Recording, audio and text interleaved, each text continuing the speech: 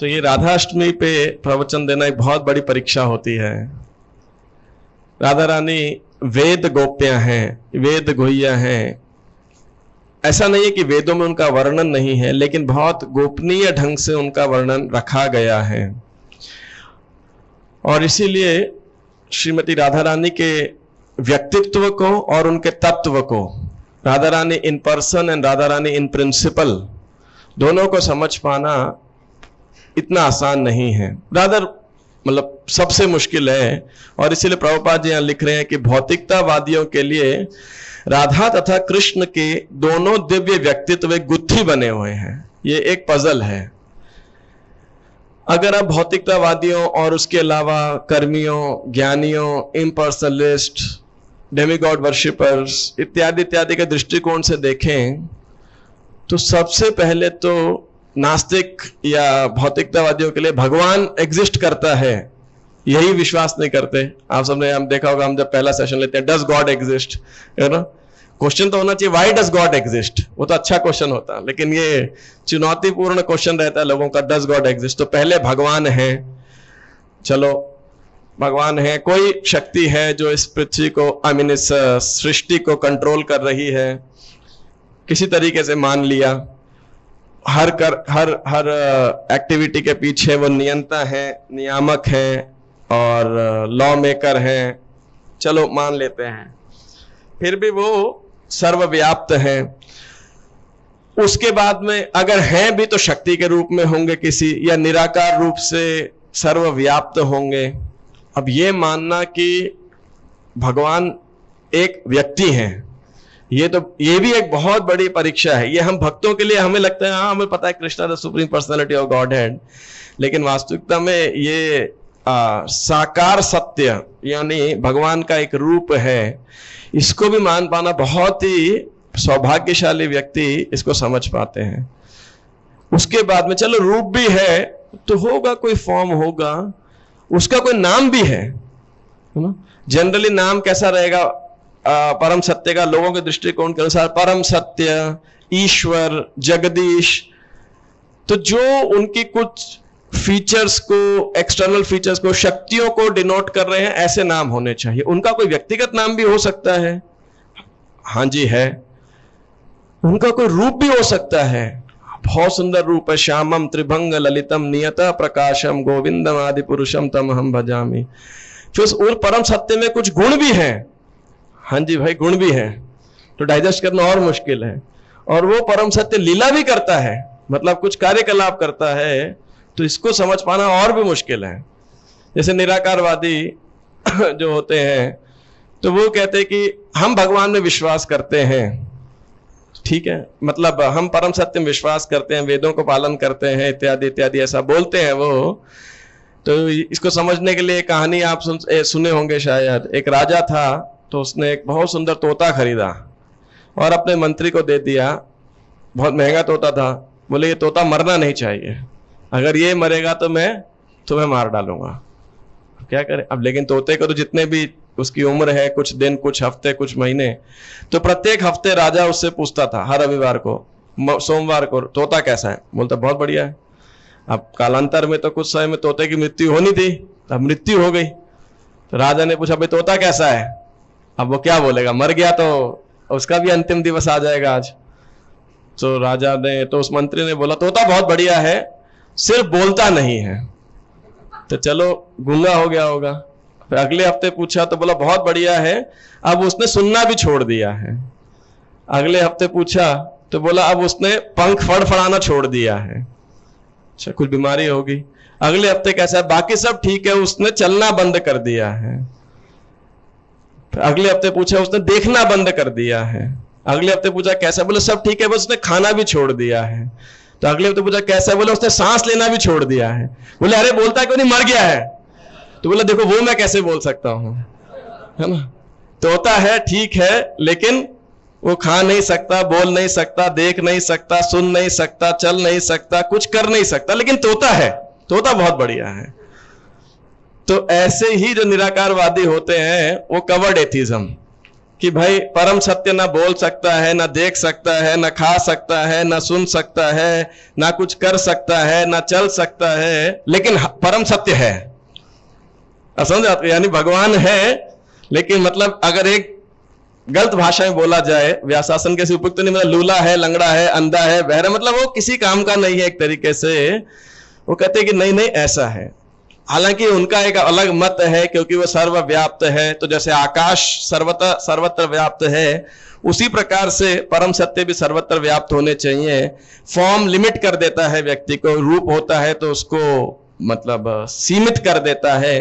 तो ये उनके कुछ मत हैं, लेकिन कुल मिला के जो साकारवादी हैं, वैष्णव हैं, भक्त हैं, तो वो ये समझते हैं कि इम्पर्सनलिज्म, जो निराकारवाद, इट इज कवर्ड एथिज्म, वो छुपा हुआ नास्तिकवाद है, बस और कुछ नहीं है। हाँ, तो लोगों के लिए बहुत बड़ी एक समस्या है कि परम सत्य को समझना, जो कि उसका नाम है, रूप है, गुण है और लीलाएं हैं।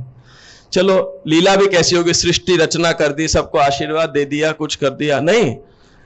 अब वैष्णव जो गौड़ीय वैष्णव है, गौड़ीय वैष्णव सॉरी, एक वैष्णव है जो विष्णु के उपासक हैं, तो वो रूप कैसी है? चलो भगवान का रूप भी महादिव्य है, चतुर्भुज, शंख चक्र गदा पद्म धारण किए हुए हैं भगवान, वैजंती माला धारण किए हुए हैं, कौस्तुभ मणि धारण किए हुए हैं, और बहुत सुंदर उनके मकराकृत कुंडल हैं, और मुकुट धारण किए हुए सुशोभित हैं। तो लोगों को लगता है कि यह मेजेस्टिक फॉर्म है, कुछ ऐश्वर्यशाली फॉर्म है। यहां तक भी लोग चलो विश्वास कर लेते हैं, लेकिन उनको बोला जाए कि आप, हमारा परम सत्य भगवान एक ग्वाला है और गाय चरा रहा है जंगल के अंदर और बांसुरी बजा रहा है, ये कैसा भगवान है भाई? फिर भी विश्वास कर लिया, क्योंकि उपनिषदों के अनुसार तो नतस्य कार्यम करणम च विद्यते नत समश्चाभ्यधिकश्च दृश्यते, कि परम सत्य मतलब जिसके पास कुछ करने के लिए कोई कार्य ही नहीं होना चाहिए। ये गाय चरा रहे हैं, यहाँ पे गायों को बुला रहा है, आप बताइए, है ना, गाय दूह रहा है, और माखन चोरी के लिए गोपियां उसको, अच्छा नहीं अभी तो अगले, तो उनको बड़ा मुश्किल होता है, भाई ऐसे कैसे? मतलब जीविका निर्वाह करने के लिए कोई कार्य करेगा ना, लेकिन परम सत्य को तो आवश्यकता नहीं है। फिर भी मान ले चलो लीला है उनकी, अच्छा उनके दोस्त भी हैं, माता पिता भी हैं, ऐसे कैसे? परम सत्य कौन माता पिता हो सकता है? अनादिरादि गोविंद, उनका तो कोई कारण नहीं होना, सर्व कारण कारणम वो है भाई। उनके माता पिता भी हैं, माता पिता का नाम भी है, फिर उनके दोस्त भी हैं, और वो दोस्त कैसे है? वो उसको भगवान ही नहीं मानते, है कि नहीं? वो उनके कंधे पे चढ़ रहा है, कोई उसको गाली निकाल रहा है, कोई डांट रहा है, कोई कह रहा है आज खेल छोड़ के जाओगे तो कल को उनको रखेंगे नहीं खेल के अंदर। तो अब सोचो, मतलब एक किसी, मतलब मैं ये कहना चाह रहा हूं अभी जिस लेवल पे आपको ले जा रहा हूं कि ये जो तत्व ज्ञान हम सबको है, ये बहुत ही रेयर है, ये बहुत ही सौभाग्यशाली व्यक्ति को प्राप्त होता है। और इसके बाद चलो दोस्त भी मान लिए, माता पिता भी मान लिए, ऐसा परम सत्य शादी भी करता है, अब ये तो अति हो जाती है उनके लिए, है ना? और वो भी एक नहीं, 16,108।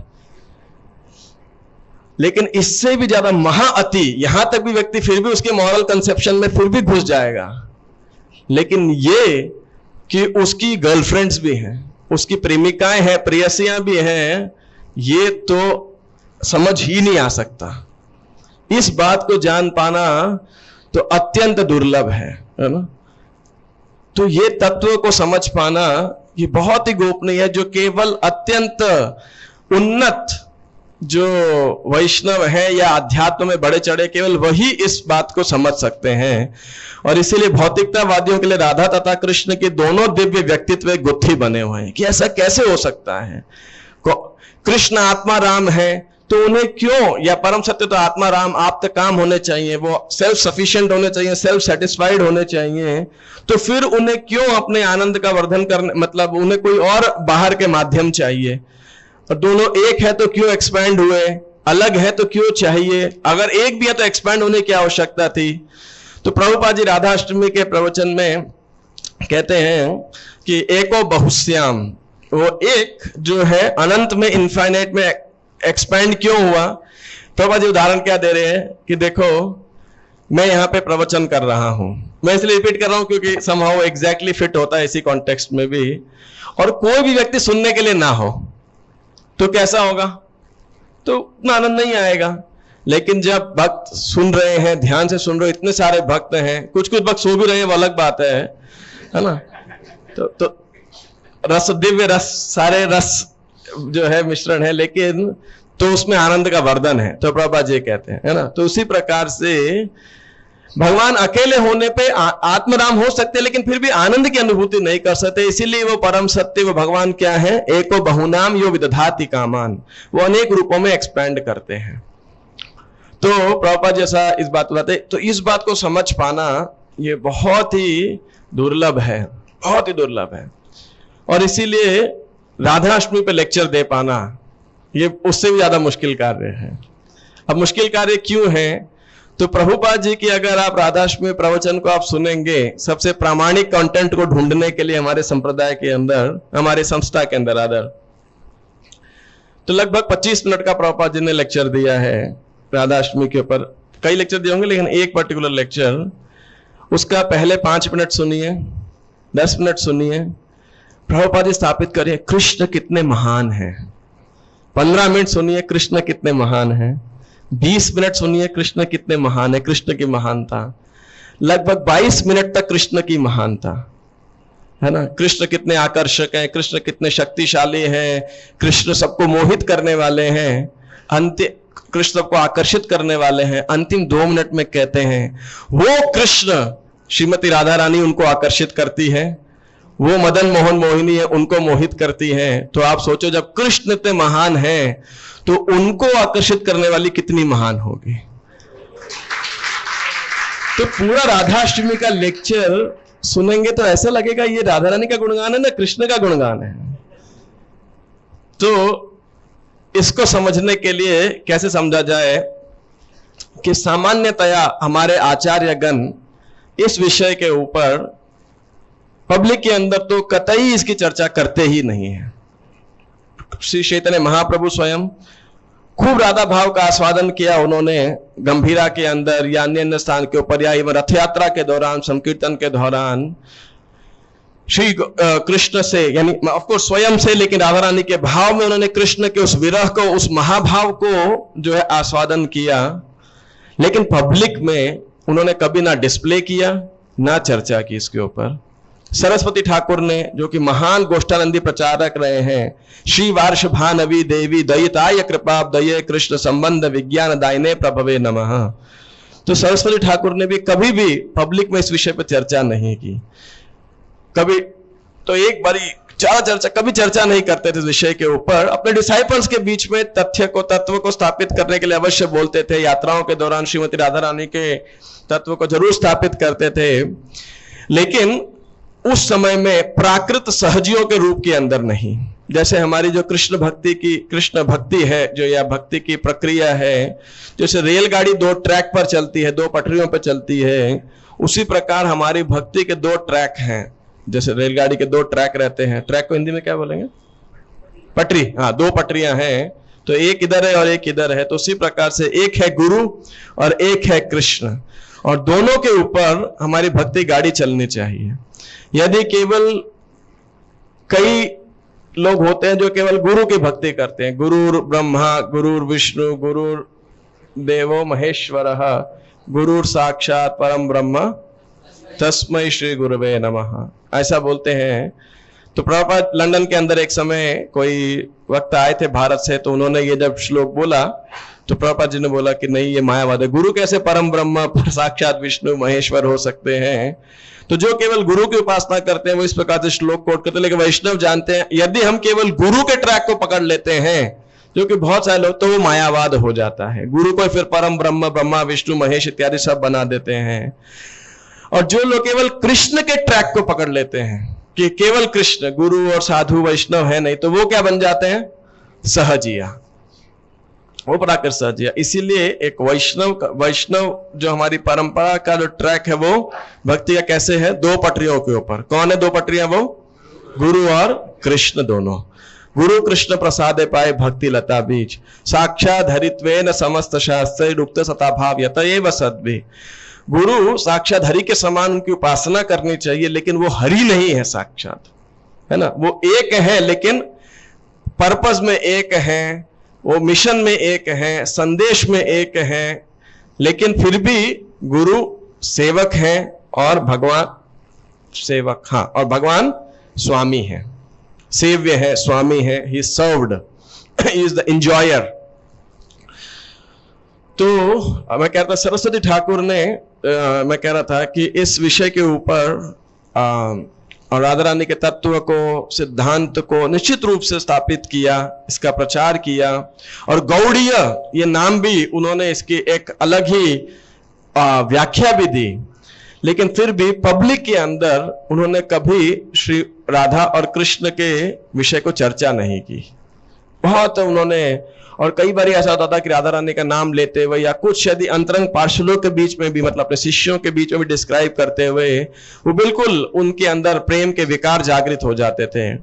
लेकिन एक बारी एक व्यक्ति आया और सरस्वती ठाकुर प्रवचन दे रहे थे, तो उनको चुनौतीपूर्ण प्रश्न पूछा कि क्या आप वैष्णव गौड़ी मठ के लोग राधा कृष्ण करते रहते हो, राधा रानी की उपासना करते हो, कहां पे शास्त्रों में ऐसा लिखा गया है, कौन सा प्रमाणिक ऐसा संप्रदाय, मतलब संप्रदायों में या पुराने उसके अंदर ऐसा क्या है? हर जगह तो लक्ष्मी की उपासना की गई है, हमेशा लक्ष्मी नारायण के साथ होती है, तो कहां पे राधा रानी का वर्णन किया गया है? अब चुनौती दिया। अब सरस्वती ठाकुर के लिए बड़ी दुविधा हो गई। अब या तो चुनौती स्वीकार करके श्रीमती राधा रानी के तत्व को स्थापित करें, और स्थापित करने के लिए उन्हें क्या करना पड़ेगा? पब्लिक में बोलना पड़ेगा। ठीक बात है कि नहीं? और अब पब्लिक में बोलने को और उनके विषय में सबके सामने बोलने में सर ठाकुर वैसे हिचकिचा रहे थे कि क्या किया जाए। तो सरस्वती ठाकुर इस विचार करते करते बिल्कुल जो है वो अपने भावावेश में चले गए, है ना, और वो रोने लगे वहां पर, और स्तब्ध हो गए, बिल्कुल बिल्कुल पिन ड्रॉप साइलेंस वहां पे। उन्होंने कोई जवाब नहीं दिया उन्होंने, और बस साइलेंस के द्वारा इस प्रश्न का उत्तर दे दिया कि श्रीमती राधा रानी का जो तत्व है ये कितना उच्च है, कितना गोपनीय है, यू नो। और इसलिए हम देखते हैं शुकदेव गोस्वामी ने भी श्रीमती राधा रानी या किसी भी गोपियों का नाम जो है श्रीमद् भागवतम में प्रत्यक्ष रूप से नहीं लिया, डायरेक्टली नहीं लिया। परीक्षित महाराज बृहद भागवतामृत के अंदर उनकी माता का नाम क्या था? परीक्षित की माता का नाम उत्तरा। तो उत्तरा को बता रहे हैं कि क्यों शुकदेव गोस्वामी ने ऐसे व्रजांगनाओं का नाम नहीं लिया, क्योंकि वो भावावेश में चले जाते और श्रीमद् भागवतम कभी संपूर्ण होता ही नहीं। लेकिन फिर भी शुकदेव गोस्वामी जो है रोक नहीं पाए अपने आप को, तो डायरेक्ट उन्होंने इनडायरेक्टली कैसे नाम लिया? अनयाराधितो नूनम भगवान हरिरीश्वर यन्नो विहाय गोविंद प्रीतो यम अनयद हरिहि। अनया आराधितो नूनम, कि वो विशेष गोपी जो श्री कृष्ण उस विशेष गोपी के द्वारा आराधित है ना। तो इस प्रकार आराधना शब्द से श्रीमती राधा का नाम लिया। तो शुकदेव गोस्वामी भी जो है हालांकि उन्होंने पूरी ब्रज की लीला, गोपियों के गीत, रासलीला सबका वर्णन किया, लेकिन गोपियों का प्रत्यक्ष नाम नहीं लिया वहां पर, और विशेषकर लेकिन फिर भी श्रीमती राधा रानी का नाम रोकते रोकते भी वो इनडायरेक्टली बोलते गए। ऐसे ही श्रील प्रभुपाद ने जब प्रवचन दिया तो क्या किया? जैसे मान लीजिए आप में से यहाँ पे कई सारे पुराने भक्त हैं, कई दीक्षित हैं या दीक्षा लेना चाह रहे हैं, और मान लीजिए आपको बोला जाए कि आपको अपने आध्यात्मिक गुरु का गुणगान करना है, जैसे हम व्यास पूजा महोत्सव पे करते हैं। लेकिन ऑडियंस कौन है? ऑडियंस है आपके गुरु भाई और गुरु बहन। तो आप बहुत खुल के डायरेक्टली उनकी महिमा वर्णन कर सकते हो। ठीक बात है कि नहीं? बताया गया कि कुछ नए भक्त हैं, वो मतलब उतने पुराने नहीं हैं, तो आप क्या करेंगे? उस प्रकार से पहले गुरु तत्व को स्थापित करेंगे, फिर उनकी प्रामाणिकता को स्थापित करेंगे, फिर कैसे उनको उनके गुरु से क्या आदेश प्राप्त हुए, कैसे वो उसको फॉलो कर रहे हैं। तो हम थोड़ा सा, लेकिन उतने इंटीमेट चीजें बताने में थोड़ा सा हिचकिचाएंगे।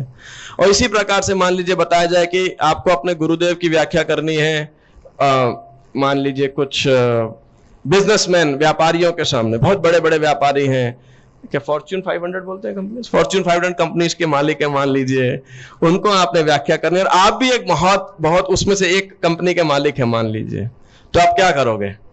आप कैसे व्याख्या करोगे? आप सीधा अपने गुरु का गुणगान नहीं करेंगे शायद।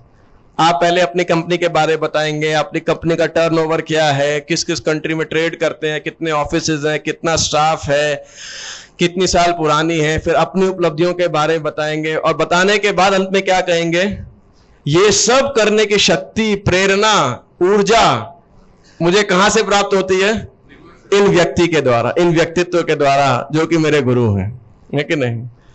तो ये उनकी महिमा को स्थापित करने का तरीका होगा ना, है कि नहीं? तो जिस प्रकार से जैसा ऑडियंस है उस प्रकार से हम अपने गुणगान को उतना घनिष्ठता या उतना औपचारिकता के रूप में करते हैं, करने का तरीका अलग अलग होगा। तो उसी प्रकार से श्रील प्रभुपाद कृष्ण की महिमा को स्थापित करते हैं और कहते हैं कृष्ण की महिमा के पीछे कोई है तो वो कौन है? श्रीमती राधा रानी है। तो इसीलिए ये राधा रानी के विषय में हम देखते हैं हमारे किन्हीं भी आचार्यों ने विशेषकर पब्लिक के अंदर कभी बहुत ज्यादा खुल करके इस विषय के ऊपर नहीं बोला। क्यों नहीं बोला और क्यों हमें श्री गौरांग महाप्रभु से पहले राधा कृष्ण के मंदिर बहुत ज्यादा नहीं दिखाई पड़ते, या ऑलमोस्ट बोला जाए तो दिखाई ही नहीं पड़ते। और अगर मंदिरों में है भी, दक्षिण भारतीय मंदिर अंदर भी, तो वो भी नॉर्मली राधा रानी के डायरेक्ट नाम से वर्शिप नहीं करते। वो माता या फिर देवी, स्वामिनी, मतलब उस प्रकार से उनको संबोधित करते हैं, बहुत डायरेक्टली नहीं। कई कई जगह रुक्मिणी या श्रीदेवी, भूदेवी, इस प्रकार के उनसे किया जाता है। बहुत डायरेक्टली उनके बारे में हमको नहीं देखने को मिलता। आप देखिए जगन्नाथपुरी जाएंगे तो जगन्नाथ, बलदेव, सुभद्रा के साथ कौन है? महालक्ष्मी। राधा रानी का विग्रह नहीं, महालक्ष्मी है उनके साथ में, है कि नहीं? उनसे तो बस 9 दिन आई थिंक छुट्टी लेके रथे, 9 दिन या जितने 11 दिन जो भी रहता है, 9 दिन छुट्टी लेके भगवान जाते हैं गुंडीचा। ठीक बात है कि नहीं? आप और नीचे जाएंगे तेलंगाना, आंध्र प्रदेश के अंदर तो तिरुपति बालाजी हैं, उनके साथ वो भी कृष्ण है। कौन है लेकिन? उनके साथ कौन है? श्रीदेवी, भूदेवी है या पद्मावती हैं। अगर आप हिल से नीचे आएंगे तो पद्मावती मंदिर है, और नहीं तो उधर श्री और भू और नीला देवी हैं, लेकिन ऐसे राधा रानी का नाम नहीं आता है। तमिलनाडु में जाएंगे आप, जितने भी दिव्य देश हैं और विशेषकर रंगनाथ स्वामी हैं, तो उनके साथ कौन है? महालक्ष्मी, श्री रंगनाचियार तायार, तायार मतलब महालक्ष्मी के लिए यूज किया जाता है, तो वो वहां पर है, राइट? रंगनाथ है कृष्ण ही, लेकिन राधा रानी उनके साथ में नहीं है। अनंत पद्मनाभ स्वामी के पास आप जाइए केरला के अंदर, वहां नहीं प्राप्त होंगे। उडुपी कृष्ण, राधा रानी नहीं है वहां पर भी, कर्नाटका के अंदर। महाराष्ट्र में आएंगे तो विट्ठल, उनके साथ कौन है? रुक्मिणी है ना, उनके साथ भी रुक्मिणी है। गुजरात में आएंगे तो द्वारकाधीश, उनके साथ कौन है? रुक्मिणी है, वहां भी रुक्मिणी देवी है। इवन राजस्थान में आएंगे तो गोविंद देव जी के साथ भी अगर हम देखेंगे तो गोविंद देव जी अकेले ही थे। बाद में जानवा माता ने श्री गोविंद, गोपीनाथ, मदन मोहन, जो ये 3 वैष्णवों के ठाकुर हैं, उनके साथ राधा रानी के विग्रह जानवा माता ने प्रोवाइड किए। लेकिन ये तीनों स्वयंभू विग्रह जो है राधा रानी के साथ नहीं आए थे, अकेले अकेले ही थे तीनों। श्रीनाथ जी के पास जाएंगे तो वहां भी ऐसी राधा रानी नहीं प्रकट रूप से दिखाई पड़ती। तो आप सोच सकते हो कितना गोपनीय है, तो क्यों नहीं दिखाई पड़ता? तो मैं जितना अब तो स्टडी कर पाया, 3 दृष्टिकोण इसके अंदर देखने को मिलते हैं। एक शास्त्रीय प्रमाण है, एक सामाजिक रूप से और एक ऐतिहासिक रूप से है। मैं एक तो स्थापित कर ही चुका हूं अब तक, बस उसको कंक्लूड कर रहा हूं कि इस परकीय भाव को समझ पाना कि परम सत्य की प्रेमिकाएं और प्रेयसियां भी हो सकती हैं, ये तो जन सामान्य के लिए क्या, ये तो बड़े बड़े दार्शनिकों के लिए, बड़े बड़े विद्वानों के लिए, मुनियों के लिए, ऋषियों के लिए, अध्यात्मवादियों के लिए भी एक बहुत ही जटिल कठिन विषय। जैसे प्रभुपाद जी कह रहे क्या है, ये एक गुत्थी है, ये एक पजल है। तो इसीलिए सामाजिक रूप से इसको समझ पाना बहुत ही मुश्किल है। और हम सब जानते हैं कि आप देखिए लोग कितना कई बार मिसअंडरस्टैंड करते हैं कृष्ण को, यू नो। और इनफैक्ट एक महान व्यक्तित्व ने, जिनकी हमारे पूरे भारतवर्ष का लगभग बोला जाए तो विश्व के अंदर लगभग लोग उनको इतना पूजा करते हैं, उनकी उपासना करते हैं, उन्होंने बोला यदि कृष्ण ने रासलीला जैसा कार्य किया है तो I am ashamed to call myself a Hindu. मुझे अपने आप को हिंदू कहलाने में जो है शर्म आती है।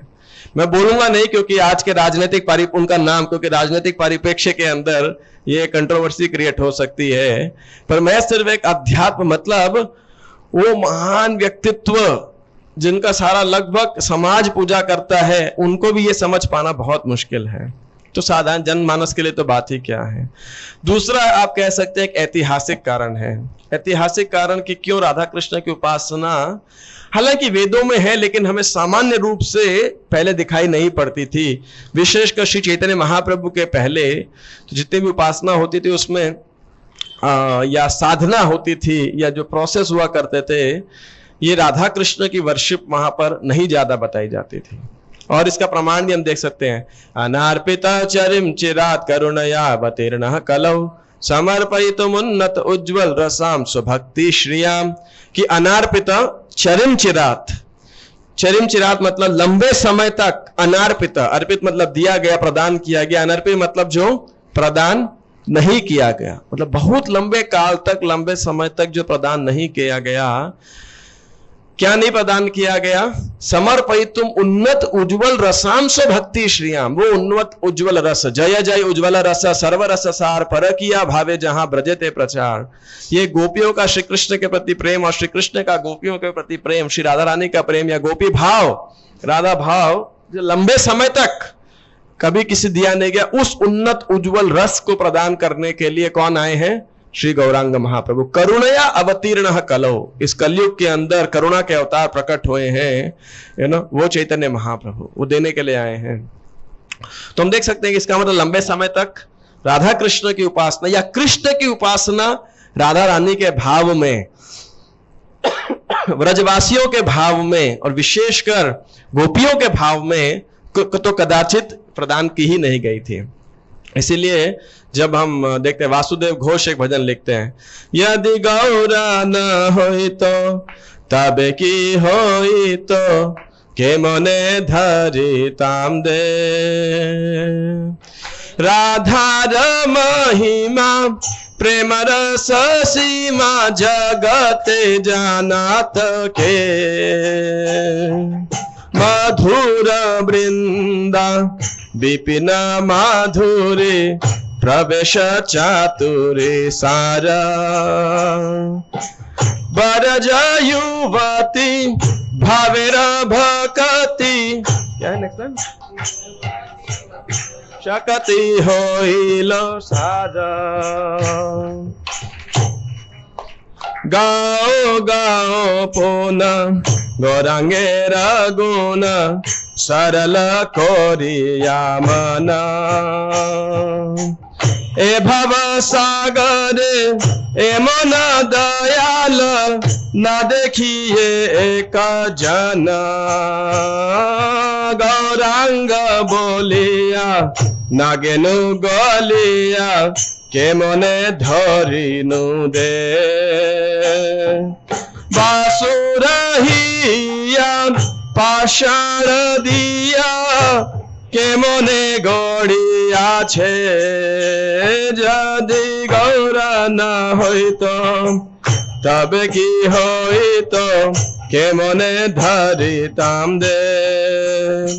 तो जो राधा रानी की महिमा है, इसका ऐतिहासिक कारण क्या है? यदि पहले से मौजूद होती तो श्री चैतन्य महाप्रभु का क्या कंट्रीब्यूशन होता है कि नहीं? तो इसलिए श्री चैतन्य महाप्रभु इस विशेष जो मोस्ट कॉन्फिडेंशियल, मोस्ट प्राइसलेस उपहार को, द मैचलेस गिफ्ट प्रदान करने के लिए आए। किसको?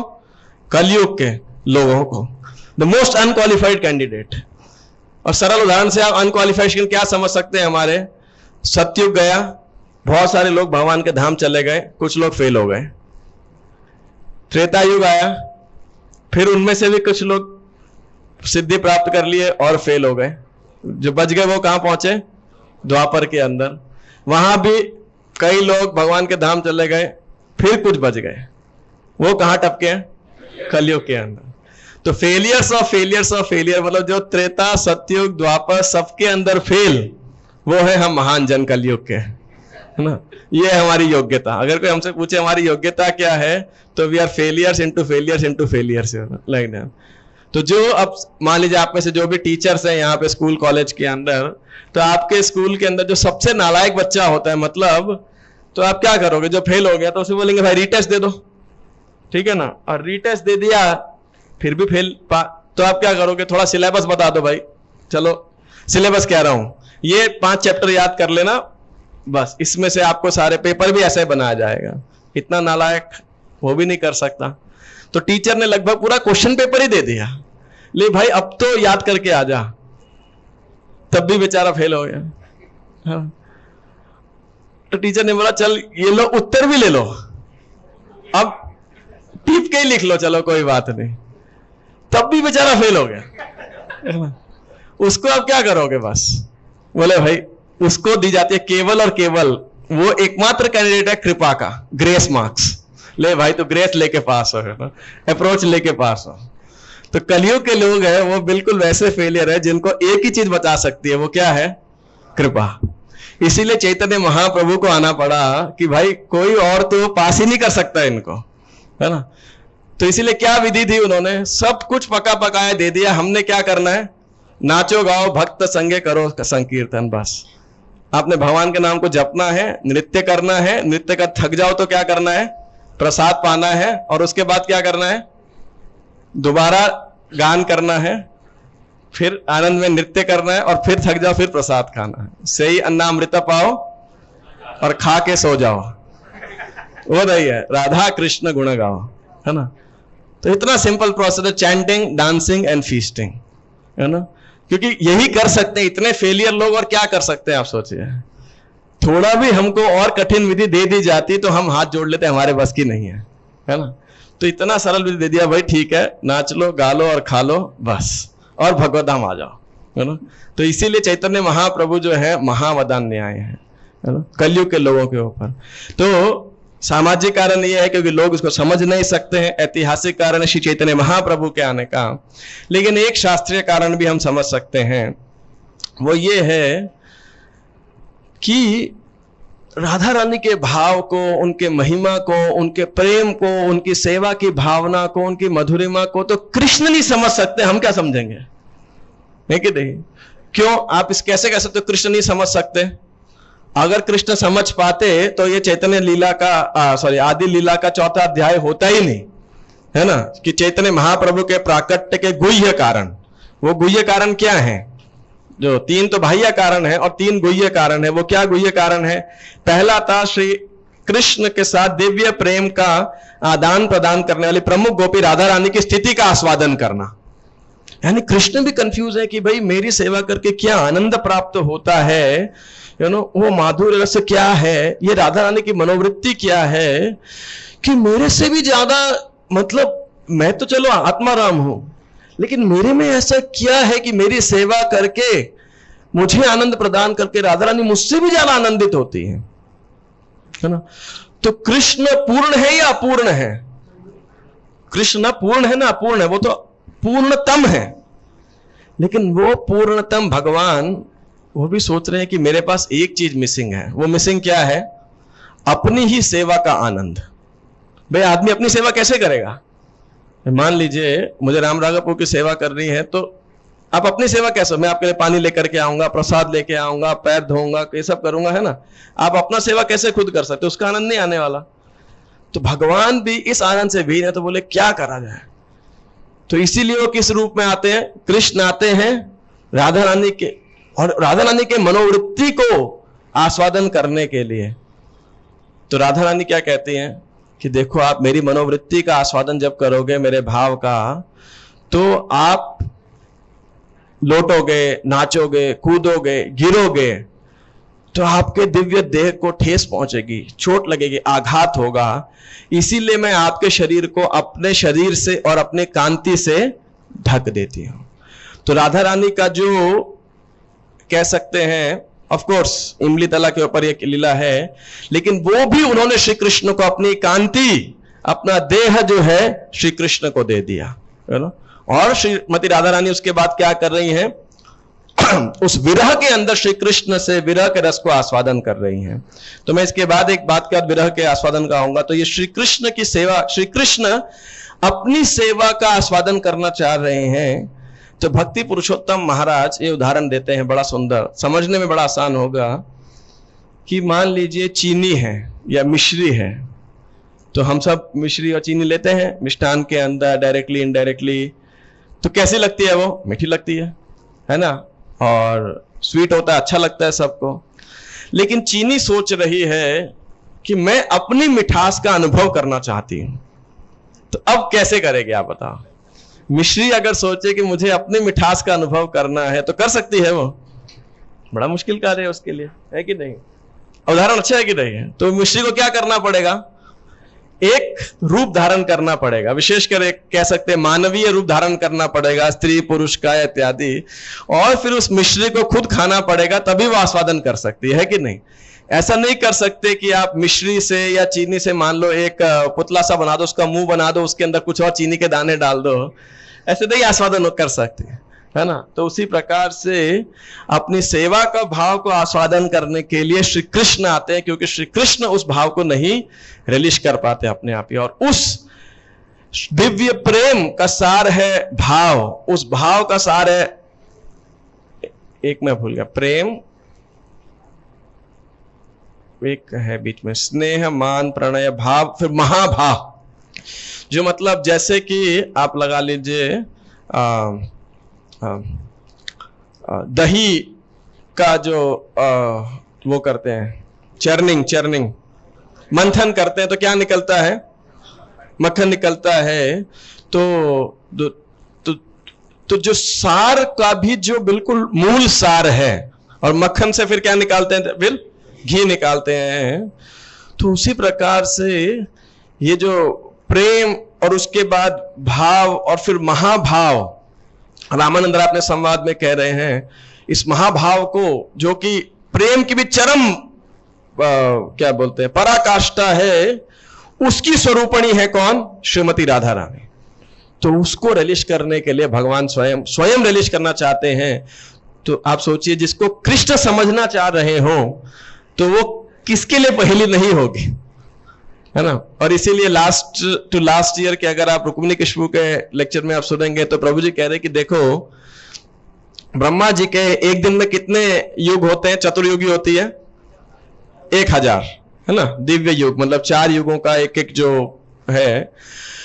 और संभवामि युगे युगे, तो भगवान तो हर युग में प्रकट होते हैं, लेकिन स्वयं अवतारी कृष्ण का प्रकट होते हैं ब्रह्मा जी के दिन में 7वें मनवंतर के 28वें दिव्य युग के अंदर। नॉर्मली द्वापर युग के अंदर कृष्ण स्वयं अवतारी कृष्ण जो हैं वो प्रकट होते हैं। और तो ब्रह्मा जी के एक दिन में कृष्ण कितनी बार प्रकट होते हैं? एक बार ही प्रकट होते हैं। और उसके इमीडिएट कलयुग में कौन प्रकट होता है? चैतन्य महाप्रभु प्रकट होते हैं। बाकी समय चलो गौर नारायण होते हैं, लेकिन ब्रह्मा जी के एक दिन में चैतन्य महाप्रभु आते हैं। ठीक हो गया? तो जब ब्रह्मा जी के मान लो आज के दिन में भगवान आ गए और राधा रानी के माधुर्य को, उनके भाव का आस्वादन कर लिया, समझ लिया, तो अगले दिन में आने की क्या आवश्यकता है? अगर यही कारण है तो क्या आवश्यकता है? आप बताइए। एक बार ही कर लिया आस्वादन, अब क्या है? तो क्या होता है, इस एक दिन के अंदर राधा रानी का जो भाव है, जो उनका सेवा भाव है, वो और बढ़ जाता है। तो भगवान के लिए फिर वो भी समझने के लिए अगले दिन में फिर आते हैं, है ना? फिर वापस जाते हैं आस्वादन करके, एक दिन बाद फिर बढ़ जाता है, फिर दोबारा आते हैं, है ना?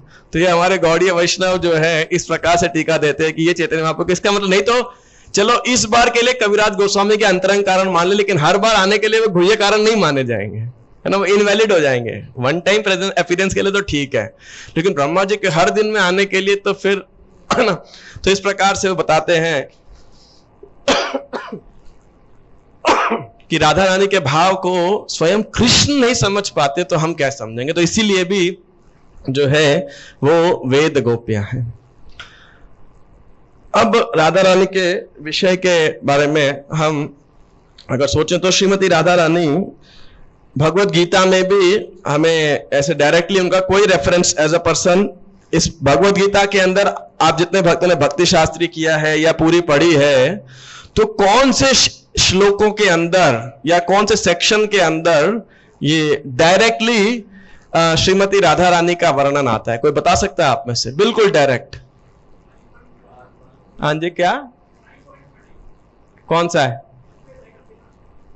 हाँ जी, दैवीम प्रकृतिम आश्रिता महात्मानस्तु माम पार्थ, वो भी इनडायरेक्ट है। दैवीम प्रकृतिम बिल्कुल एज अ पर्सन जहां राधा रानी मौजूद हो है, तत्र श्री विजय। नहीं, श्री भी सौभाग्य है वहां पर, डायरेक्टली तो वहां भी नहीं है। और कोई लास्ट ट्राई? जी माता जी। हाँ, क्या है बताइए? बस एकमात्र जगह, तब तक कांचन गौरांगी राधे वृंदावनेश्वरी वृषभानुसुते देवी प्रणमामि हरि प्रिय, जो भूमिका में दिया गया है 700 श्लोकों के अंदर, वैसे कृष्ण का वर्णन नहीं है किधर। अगर डायरेक्टली आप देखेंगे एज अ पर्सन, वो वर्णन नहीं है, खाली इधर ही एक बार डायरेक्ट वर्णन है। लेकिन फिर भी जो रसिक आचार्यों के अनुसार जो श्री कृष्ण श्रीमती राधा रानी है, वो गीता के अंदर बहुत ही मतलब उनका जो प्रिंसिपल है, तत्व है, वो प्रेजेंस है। अभी 2-4 दिन पहले इसको द्वारका के अंदर श्री हिज ग्रेस चैतन्य चरण प्रभु ने इसके ऊपर एक बहुत ही सुंदर प्रवचन दिया, मतलब एक्स्ट्राऑर्डिनरी जो है। तो खैर मेरी वो योग्यता नहीं है, उसमें से मैं एक ही भाग को सिर्फ बोलने वाला हूं, क्योंकि मुझे बहुत ही अच्छा लगा। या ये कह सकता हूं एक ही चीज समझ आई, इसीलिए बाकी चीज समझने में दोबारा सुनना इसलिए पड़ेगा। तो एनी हाउ, तो ये श्रीमती राधा रानी जो है, ये श्री कृष्ण की सर्वोच्च भक्त हैं, सर्वोत्तम भक्त हैं। और सर्वोत्तम भक्त कहने का मतलब क्या है? मान लीजिए ये एक भक्त है, इनमें कुछ भक्ति है, फिर आप में कुछ भक्ति है, उनमें कुछ भक्ति है, मुझ में कुछ भक्ति है, और हम इसकी एक हियरार्की या ग्रेडेशन मान लीजिए अपन बना सकते हैं। तो उस ग्रेड में टॉप मोस्ट भक्ति श्रीमती राधा रानी के पास है, हम इसे ऐसे समझ सकते हैं। लेकिन यह समझ सही है, लेकिन इनकम्प्लीट है, कि राधा रानी केवल इतना नहीं है कि टॉप मोस्ट डिवोटी है, यानी जिनके पास सर्वश्रेष्ठ या सर्वोच्च मात्रा में सेवा भाव है या भक्ति है या प्रेम है। इतना नहीं, राधा रानी इस भक्ति की स्रोत है। हम सब के अंदर जो भक्ति है वो श्रीमती राधा रानी की कृपा से ही है, या राधा रानी का ही वो अंश है, या कह सकते हैं जहां जहां कृष्ण भक्ति का गुणगान करते हैं वो वास्तविकता में श्रीमती राधा रानी का गुणगान है ना, क्योंकि राधा रानी ही वो भक्ति को प्रदान करने वाली है। सेवा को प्रदान करने की जो देवी है वो श्रीमती राधा रानी है। और इसीलिए आपने प्रभुपाद जी सुना होगा कि राधा रानी इतनी महान है कि कृष्ण को आप डायरेक्टली को सेवा ऑफर करेंगे, हम कर सकते हैं क्या? हम नहीं कर सकते। कि कौन है, चल भाग यहां से, इतना फिर देखेंगे क्या है ना, इतना पतित है और तुम्हारी सेवा क्यों लूं? कृष्ण की सेवा तो करने, लक्ष्मी सहस्त्र शत संभ्रम सेव्यमानम गोविंदम आदि पुरुषम तमहम भजामि। तो कृष्ण डायरेक्टली हमारी सेवा स्वीकार नहीं करने वाले, नहीं करते। हालांकि कृष्ण करुणा सिंधु हैं, तो इसीलिए उनका जो फेमिनाइन फीचर है वो कौन है? श्रीमती राधा रानी है। और श्रीमती राधा रानी जब देखती है कि ये जीव कृष्ण की सेवा करने के लालायित है, तो उनका हृदय, जैसे कि माता का हृदय स्वाभाविक रूप से कोमल होता है ना, अपने संतान के प्रति, तो कह सकते हैं कृष्ण का ममता का रूप या कृष्ण की कृपा का रूप है श्रीमती राधा रानी। तो श्रीमती राधा रानी देखती है कि ये इतना महान भक्त है, ये मेरे कृष्ण की सेवा करने का प्रयास कर रहा है। तो राधा रानी कृष्ण को क्या कहती है? ये देखो कितना अच्छा भक्त है, ये मेरे से भी अच्छा भक्त है, आपकी सेवा करने का प्रयास कर रहा है, कृपया इसकी सेवा स्वीकार करो और इसको भी स्वीकार करो, है ना। तो फिर कृष्ण क्या हो जाते हैं? वो बाध्य हो जाते हैं उसको स्वीकार करने के लिए, है कि नहीं? जैसे जब अगर माता जी बोलेगी अपने हस्बैंड को, तो मानना पड़ता है ना बात को भी, है ना। इच्छा ना भी हो तो भी आप बाध्य है मानने के लिए, है ना। चाहे प्रेमवश कह लीजिए या किसी अन्य कारणवश कह लीजिए, है ना, जो भी कारण हो भौतिक जगत के अंदर। लेकिन यहां श्रीमती राधा रानी का जो दिव्य प्रेम है उसके आगे श्री कृष्ण बंध जाते हैं, है ना, उस प्रेम के वशीभूत होकर के। और वो प्रेम हम कैसे समझ सकते हैं या समझने का प्रयास कर सकते हैं? तो एक विषय ही मैं हाईलाइट करने का प्रयास करूंगा जितनी मेरी अंडरस्टैंडिंग थी, और फिर एक लीला और फिर कुछ प्रैक्टिकल एप्लीकेशन। तो भगवत गीता के अंदर भगवान छठे अध्याय के अंदर के 30वें श्लोक के अंदर कह रहे हैं, don't put it, it's distracting. यो माम पश्यति सर्वत्र सर्वम च मयि पश्यति तस्याहं न प्रणश्यामि स च मे न प्रणश्यति। तो जो मुझे सर्वत्र देखता है और सब कुछ मुझ में देखता है, उसके लिए न तो मैं कभी अदृश्य होता हूं और न वह मेरे लिए अदृश्य होता है। तो भगवान कह रहे हैं कि जो मुझे सर्वत्र देखता है और सब कुछ मुझ में देखता है, तो इसका क्या है, इसको समझाता है कि जो मुझे याद रखता है हमेशा, या जो मुझे सर्वत्र रियलाइज करता है। मान लीजिए ये माइक है, करताल है, तो ये कृष्ण की शक्ति है जिस मेटल से बना है, ये वस्त्र है, कृष्ण की शक्ति है। ये नहीं, जो मुझे सर्वत्र देखता है ना, तो वह और सब कुछ मुझ में देखता है ना। यानी ये सारा ब्रह्मांड भगवान के अंदर है।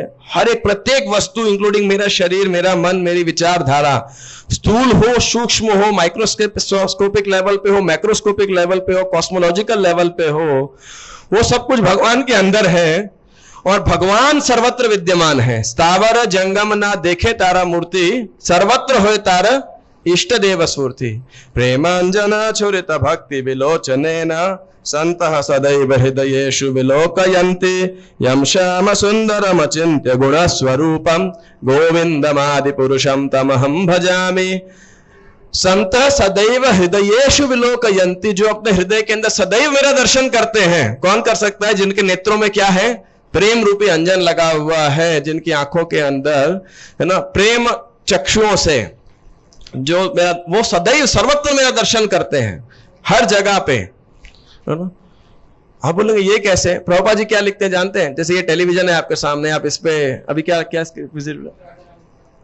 पढ़ जा, हाँ, राधा रानी की फोटो है, आप टेलीविजन के ऊपर देख रहे हो।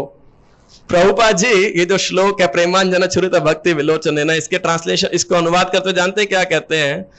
Those whose eyes are haunted by cell of love of Godhead, they continuously watch the Lord's form in the television of their heart, है ना।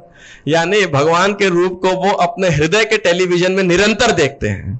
जैसे मान लीजिए कोई दूर दराज पे कोई इवेंट हो रहा है, उसका लाइव टेलीकास्ट होता है, आप टेलीविजन में, यूट्यूब पे, मोबाइल पे देख सकते हो। तो उसी प्रकार से जिनकी आंखों में प्रेम चक्षु है, प्रेमांजन है, भगवत प्रेम के नेत्र हैं जिनके पास में, वो सर्वत्र भगवान को देख पाते हैं, जिस प्रकार श्री प्रहलाद महाराज थे। तो जब ब्रज से श्री कृष्ण चले जाते हैं तो ब्रज का प्रेम तो अतुलनीय है। रम्या काचित उपासना व्रजवधू वर्गे न या कल्पिता, क्या है? आराध्य भगवान व्रदेश तनय तद्धाम वृंदावनम रम्या काचित उपासना व्रजवधू वर्गे न या कल्पिता। श्रीमद् भागवतम प्रमाण अमलम प्रेमा पुमार्थो महान श्री चैतन्य महाप्रभोर मतमिदम तत्रादरो न परह। तो आप देखिए ये गौड़ीय वैष्णवों के ये 5 आप कह सकते हैं अभिप्राय है। आराध्य भगवान व्रजेश तनय, या किसी भी संप्रदाय को स्थापित करते समय आपको कुछ तथ्यों की स्थापना करती है, तो आपके देवता कौन है, आराध्य कौन है? तो वो कौन है? हमारे व्रजेश तनय। व्रजेश तनय कौन है? नंद महाराज के पुत्र। व्रज ईश तनय, तनय मतलब पुत्र। स्पेसिफिकली मतलब भाई बेटे का नाम जो आधार कार्ड पे होता है तो क्या लिखा होता है? Son of. पिताजी का नाम साथ में लिखा होता है ना। क्यों लिखा होता है? क्योंकि ऐसा थोड़ा सा देखो, कई लोगों का नाम सेम हो सकता है, सरनेम भी सेम हो सकता है, लेकिन ऐसा थोड़ा कभी माना जाएगा कि मतलब पिताजी का नाम भी सेम ही हो। ठीक बात है कि मतलब नाम भी सेम, सरनेम भी सेम, पिताजी का नाम भी सरनेम और नेम सेम, ये थोड़ा सा कम है। तो इसीलिए वो बाप के नाम से परिचय दे रहे हैं कि हमारे भगवान क्या कौन है? नंद महाराज के पुत्र। कृष्ण भी बोल सकते, लेकिन मान लो कल कोई दूसरा कृष्ण नाम से आ जाए। एक लीला में ऐसे ही हुआ था, तो वो लीला में चर्चा नहीं करूंगा तो लेकिन उसमें ऐसे 2 कृष्ण, एक राधा रानी लेकर के आते हैं और एक यशोदा माई के कृष्ण हैं। तो कृष्ण ऐसी लीला करते हैं, अपने आप को 2 रूप के अंदर भाजित कर लेते हैं। तो एनी हाउ मान लीजिए कल कोई कृष्ण आ जाए तो भी नाम से आ जाए, लेकिन अब उसके पिताजी का नाम भी नंद महाराज होगा। चलो मान लिया नंद भी उसके पिताजी, तो लेकिन ब्रज का राजा भी होगा, अब ये तो हो ही नहीं सकता ना, मतलब ये तो हद ही हो गई है कि नहीं। तो इसीलिए ब्रजेश तनया तद्धाम वृंदावनम, और आपका वर्शिपेबल अबोर्ड क्या है, धाम क्या है, वो श्री वृंदावन धाम है। आपकी मोड ऑफ वर्शिप क्या है, या टिपिकली बोला जाए तो साधना क्या है, व्रजवधू वर्गे नया कल्पिता, यू नो, जो गोपियों के अनुगत्य होकर उनके भाव के अंदर जो है उसको अनुगत करना। आपका ऋषि कौन है, वो है श्रीमती राधा रानी। ये गौड़ीय परिभाषा सरस्वती ठाकुर ने दी, गांधर्विका, यू नो, जो श्रीमती राधा रानी है, यानी ऋषि या आचार्य आपको विधि प्रदान करते हैं जिसके द्वारा आप अपने देवता की उपासना कर सकते हैं। इसका प्रमाण क्या है, श्रीमद् भागवतम है, यानी ये हमारे लिए सबसे बड़ा प्रमाण है। और हमारा अंतिम जो उस साधना का जो लक्ष्य है वो हम क्या चाहते हैं, वो प्रेमा पुमर्थो महान, पंचम पुरुषार्थ जो है वो प्रेम चाहते हैं, और वो भी गोपियों के पद चिन्हों पर चल के उस श्री कृष्ण के प्रेम को। तो अब कृष्ण ब्रज से चले जाते हैं, तो ये जो ब्रजवासी थे इनका, जैसे हमारे अभी दशम स्कंद में चल ही रहा है, अभी अक्रूर जी लेकर के जा रहे हैं, मथुरा लेकर के जा रहे हैं, तो जब कृष्ण ब्रज को बाह्य रूप से छोड़कर चले जाते हैं तो सब ब्रजवासी खूब विलाप करते हैं। तो जब उद्धव जी जाते हैं, कोई टीकाकार बताते हैं, उन्होंने पूछा कि कैसे कृष्ण का घर पता लगेगा नंद बाबा यशोदा माई का। बोले उसमें क्या डिफिकल्टी है, जाओ तुम ब्रज के अंदर, उधर दो नदी बहती है, एक यमुना है तो ठीक है, और दूसरी भी एक नदी है, वो नदी को उल्टा फॉलो करते जाओ, उसके स्रोत पे पहुंच जाओगे। वो नदी कहां से निकल रही है, नंद बाबा यशोदा माई के घर से। और वो नदी क्या है, वो निरंतर उनके अश्रुओं से अश्रु प्रवाह हो रहा है कि कृष्ण आप आएंगे, कृष्ण आएंगे। तो उद्धव जी जाते हैं, मुलाकात करते हैं, और कृष्ण उद्धव का जो लगभग रूप रंग वेशभूषा सब लगभग ऐसा कृष्ण जैसा ही लगता है। तो सबको एक बार तो लगा, और कृष्ण का ही रथ लेकर सबको लगा कृष्ण ही आगे लग रहा है, सब बड़े आनंदित होते हैं, लेकिन बाद में लगता है उद्धव है। फिर ये उद्धव को कृष्ण ने संदेश दिया था गोपियों को देने के लिए। तो कृष्ण गोपियों के पास जाते हैं और गोपियों से बातचीत करने लगते हैं, और ये उद्धव गीत के रूप में जो है वर्णन आता है, और सब गोपियां कृष्ण को उल्हाना देने लगती हैं, कृष्ण के बारे में और बातचीत करते करते जो है वो कृष्ण के बारे में पूरी तरह मग्न हो जाती हैं, बातचीत करने लग जाती हैं, कृष्ण ऐसे थे। और तुरंत वहां पे कोई पक्षी चहचहाता है मान लीजिए, तो बोले जाती है, देखो याद है सखी, उस दिन जब हमने लीला की थी ये पक्षी चहचहा रहा था वहां पर, और कृष्ण ने ये पहना हुआ था, कृष्ण ने इस प्रकार बांसुरी बजाई थी, कृष्ण ने इस प्रकार नृत्य किया था, कृष्ण ने इस प्रकार हमें वचन कहे थे, कृष्ण ने ऐसी वेशभूषा धारण की थी, कृष्ण इस प्रकार चल रहे थे, कृष्ण को हमने ये भोग अर्पित किया था, कृष्ण का इस प्रकार अधरामृत का हमने पान किया था। तो ऐसे गोपियां बिल्कुल पागलों की तरह बात कर रही हैं। और इतना ही नहीं, मैं एक बार थोड़ा सा एक दूसरी लीला को बीच में छोटा सा बता रहा हूं। एक बार नारद जी संध्या समय पे ब्रज में आते हैं, पहले भी आए थे ब्रज के अंदर, तो देखा संध्या समय सब लोग गाय को दूध रहे हैं, गौ में वापस आ रही हैं, उनके घंटियों की आवाज बज रही है, मतलब काफी हलचल है वहां पर, मूवमेंट है। इस बारी जब आए ब्रज के अंदर, वही गोधूली वेला के अंदर, गोधूली संध्या के समय पे देखा ब्रज में एकदम शांति, पिन ड्रॉप साइलेंस। तो हैरान हो गए। मान लीजिए आप कभी शाम को 7 बजे मंदिर में आए, तो आप क्या एक्सपेक्ट करते हैं, बहुत लोग होंगे, आरती हो रहा होगा, है ना, कीर्तन चल रहा होगा, और यहां आप मंदिर में आए, देखा पिन ड्रॉप साइलेंस, तो आपको भी एकदम भौचक्के हो जाएंगे ना, इधर क्या हो गया भाई, ऐसा क्या हो गया। तो नारद जी भी ऐसे ही विस्मित हो गए, क्या हुआ क्या है। तो ब्रज में घूमने लगे, देखने लगे भाई क्या हुआ। तो देखा तो एक जगह पे सब गोपियां बैठी हुई और समाधिस्थ होके एकदम सीधी रह करके और सांस ले रही हैं, बिल्कुल योगिनियों के जैसे। वैसे तो गोपियां सब भक्ति की, प्रेम की योगिनी ही है, वो योगी हैं, लेकिन इसमें वास्तविकता में योगा के अंदर बैठे हुए हैं और ध्यान कर रही हैं, सांस अंदर बाहर ले रही हैं। तो नारद जी को देखा तो प्रणाम किया। नारद जी बोले आप क्या कर रहे हो। तो बोले हम योगाभ्यास कर रहे हैं। अभी गोपियां योगा कर रही हैं तो थोड़ा, बोले क्यों, क्या प्रयोजन है आपके इस योगा का। बोले हम अपने मन को केंद्रित करना चाहते हैं, हमारा मन बहुत शांत है, खासकर प्राणायाम के द्वारा जो है वायु के द्वारा जो है मन को कंट्रोल में नियंत्रित करने की विधि बताई जाती है। यम नियम आसन प्राणायाम प्रत्याहार, है ना। तो ये जो वायुओं के वेग से जो है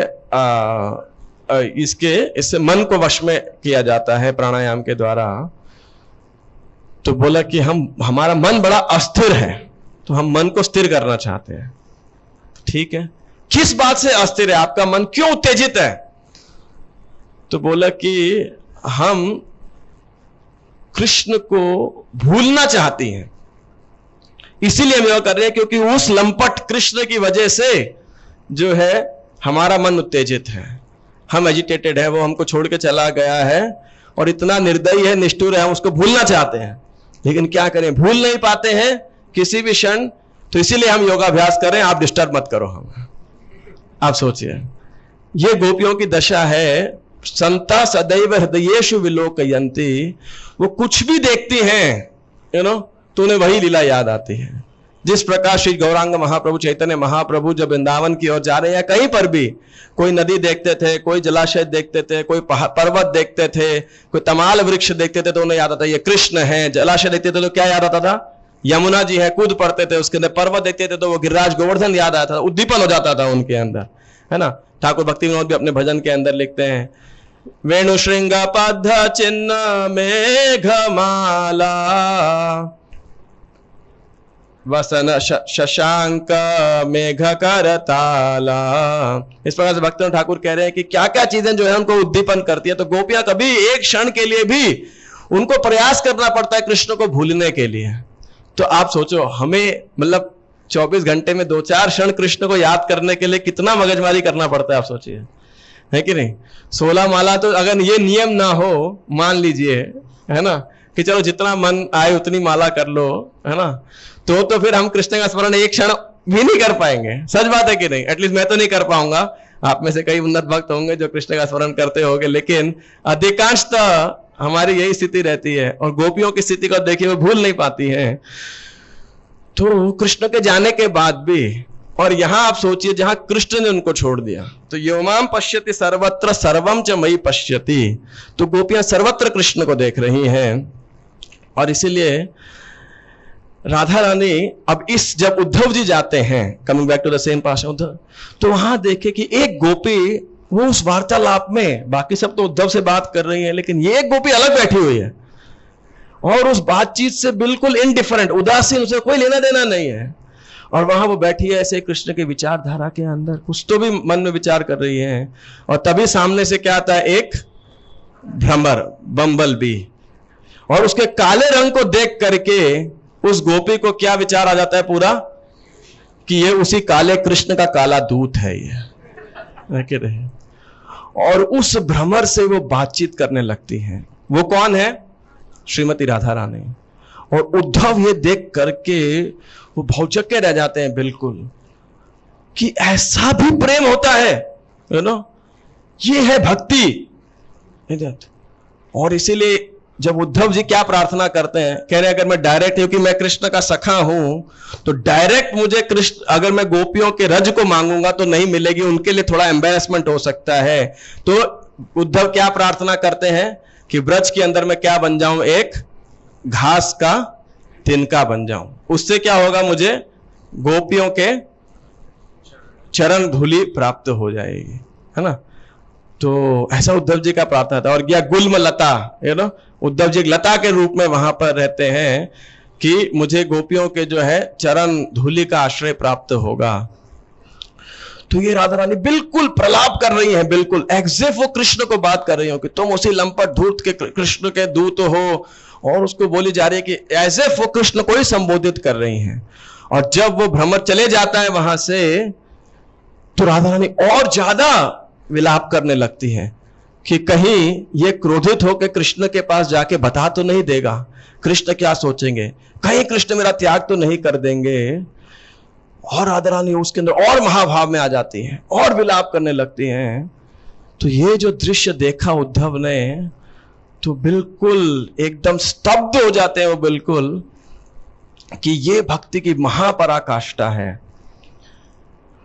तो राधा रानी से पूछा गया, आप कृष्ण के साथ रहना चाहते हो या कृष्ण के वियोग में रहना चाहते हो? तो राधा रानी क्या कहती हैं? कृष्ण के साथ रहने में तो बहुत आनंद है ना, और कृष्ण के वियोग में बहुत कष्ट है, लेकिन मैं फिर भी कहां प्रेफर करती हूं? कृष्ण के वियोग में रहना। ऐसा क्यों? वहां आनंद है, यहां कष्ट है। क्योंकि जब मैं कृष्ण के साथ होती हूं तो सिर्फ एक ही कृष्ण के ही साथ होती हूं, एक कृष्ण के साथ होती हूं। लेकिन जब मैं कृष्ण के वियोग में होती हूं, I am surrounded by Krishna everywhere. मैं कृष्ण का सर्वत्र कृष्ण के साथ हूं, है ना? ये राधा रानी का भाव है। इसीलिए वो जो कष्ट है, वो जो पेन है, you know, she wants to stay in separation. इसीलिए जो हमारे आचार्य इस विप्रलम भाव को, इस वियोग के भाव की सेवा को इतना ग्लोरीफाई करते हैं, क्योंकि ये राधा रानी का भाव है। क्योंकि जब वो कृष्ण के विरह में होती हैं तो वो सर्वत्र जो है कृष्ण का दर्शन करती हैं। सर्व दर्शन तो क्या करती हैं? अनुभूति करती हैं। हर चीज के अंदर उन्हें केवल और केवल कृष्ण का ही स्मरण होता है। और इसीलिए श्रीमती राधा रानी तस्या हम न प्रणश्यामि सच में न प्रणश्यति। इसीलिए जब कृष्ण द्वारका में होते हैं तो कृष्ण की 16,108 रानियां हैं, और कृष्ण रात को सोते हुए क्या बोल रहे हैं? राधे राधे राधे राधे, रो रहे हैं, विलाप कर रहे हैं। वो नहीं बोले सत्यभामा, रुक्मिणी, सारी रानियां परेशान। हम इतनी सेवा करती हैं, इतनी सुंदर हैं, हर प्रकार से सेवा करती हैं, लेकिन फिर भी ऐसा क्या था, क्या है उन ब्रजांगनाओं के अंदर कि कृष्ण ललिता, विशाखा, चित्रलेखा, चित्रा, इंदुलेखा और राधे राधे करके विलाप कर रहे हैं। हे नंद बाबा, हे यशोदा माई, यू नो, ब्रज के अंदर ऐसा क्या है? ये जो है कृष्ण उस विरह के भाव को भी अनुभूत करते हैं। इसीलिए जब कई बार ऐसे कुछ लोग आलोचना करते हैं, ये प्रभुपाद ने क्या नाम दिया? राधा पार्थ सारथी। पार्थ सारथी कुरुक्षेत्र में कहां है राधा रानी? वो तो पार्थ अर्जुन के साथ है। तो जीव गोस्वामी भी कहते हैं, लेकिन प्रभुपाद जी ने क्या नाम दिया? राधा पार्थ सारथी, लाइक दैट। क्यों? जिस प्रकार से हम बोलते हैं कि चंद्रमा प्रकट है, तो आप क्या बोलोगे? चांदनी तो एक्सप्लिसिट है ना, बोलना थोड़ी पड़ता चांदनी साथ में आई है। अगर सूर्य है तो सूर्य की रोशनी और सूर्य का ताप उसके साथ के अंदर है, आपको बोलना नहीं पड़ता सूर्य आया और सूर्य का प्रकाश आया है। उसी प्रकार श्रीमती राधा रानी तो सदैव कृष्ण के हृदय के अंदर है। तो कुरुक्षेत्र में भी वो अप्रकट रूप से कृष्ण के हृदय के अंदर है। कृष्ण स्वयं कह रहे हैं, जो मुझे सर्वत्र देखता है वो मेरे लिए कभी अदृश्य नहीं होता, ना मैं उसके लिए अदृश्य होता हूं। तो राधा रानी के लिए कैसे हो सकता है कि नहीं? तो इसीलिए जो राधा पार्थ सारथी ऐसा बोलते हैं लोग, टिप्पणी कई बार बोलते हैं कि ये क्या इस्कॉन वालों ने राधा लंडन ईश्वर, ये वो फलाना ढिमकाना, यू नो। आप में से जो लोग जिनकी श्रद्धा थोड़ी कमजोर होगी तो ये सब सुनकर दिग्भ्रमित हो जाते होंगे। और कुछ मूर्ख लोग हैं, ऐसे ईर्ष्यालु लोग हैं जो फालतू के प्रोपेगेंडा करते रहते हैं और दिखाते हैं कि जैसे हम गौड़ीय वैष्णव के परम आचार्य हैं, चरम उत्कृष्टा है। मूर्ख है, महामूर्ख है और केवल ईर्ष्यालु हैं। और ऐसे वो लिखा तो नक्कालों से सावधान, है ना, ऐसा है। और कभी कभी ऐसा ना दुकान में लिखा रहता है असली दुकान वहां पर है।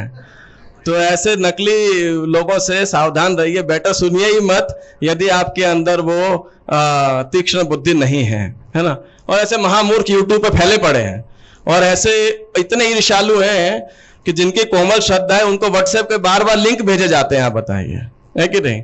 बार बार वो यूट्यूब के लिंक भेजते रहेंगे कि देखो नकली माल लो, नकली माल लो, नकली माल लो। गलती का हमारे भक्तों की है कि उनको लगता है असली माल तो बहुत मिल गया, लेकिन डाइजेस्ट नहीं होता, थोड़ा नकली माल भी चेक कर लिया जाए, है ना। तो इसीलिए जिनको समझ आ रहा है बहुत अच्छी बात है, नहीं समझ आ रहा है तो ऐसे ईर्ष्यालु लोग आते रहेंगे, तब समझ आ जाएगा। इसको आप भूत के लिए, वर्तमान के लिए और भविष्यवाणी तीनों के रूप में अपने पास लेके चल सकते हैं। तो एनी हाउ, तो श्रीमती राधा रानी का ये भाव है कि सर्वत्र वो देखती हैं। और क्यों व्रज की गोपिकाएं सर्वश्रेष्ठ भक्त हैं, विशेषकर श्रीमती राधा रानी और सब भक्त। तो भगवत गीता के अंदर ये बात चैतन्य चंद्र बड़ी सुंदर परिभाषा बता रहे थे कि जो चरम श्लोक है भगवत गीता का वो कौन सा है? सर्वधर्मान परित्यज्य मामेकम शरणम व्रज अहम त्वाम सर्व पापेभ्यो मोक्षयिष्यामि मा शुचः। यहां भगवान क्या कह रहे हैं गीता के अंदर? सर्वधर्मान परित्यज्य, सभी धर्मों को परित्याग करके क्या करो, मेरी शरण में, माम एकम, एक केवल, मतलब ऐसा नहीं मेरी और इनकी शरण में भी आ जाओ, ऐसा नहीं है, माम एकम, केवल और केवल मेरी शरण में, व्रज, आ जाओ, जाओ, जैसा भी है। लिटररी सेंस के अंदर तो यह है कि कुछ मूवमेंट।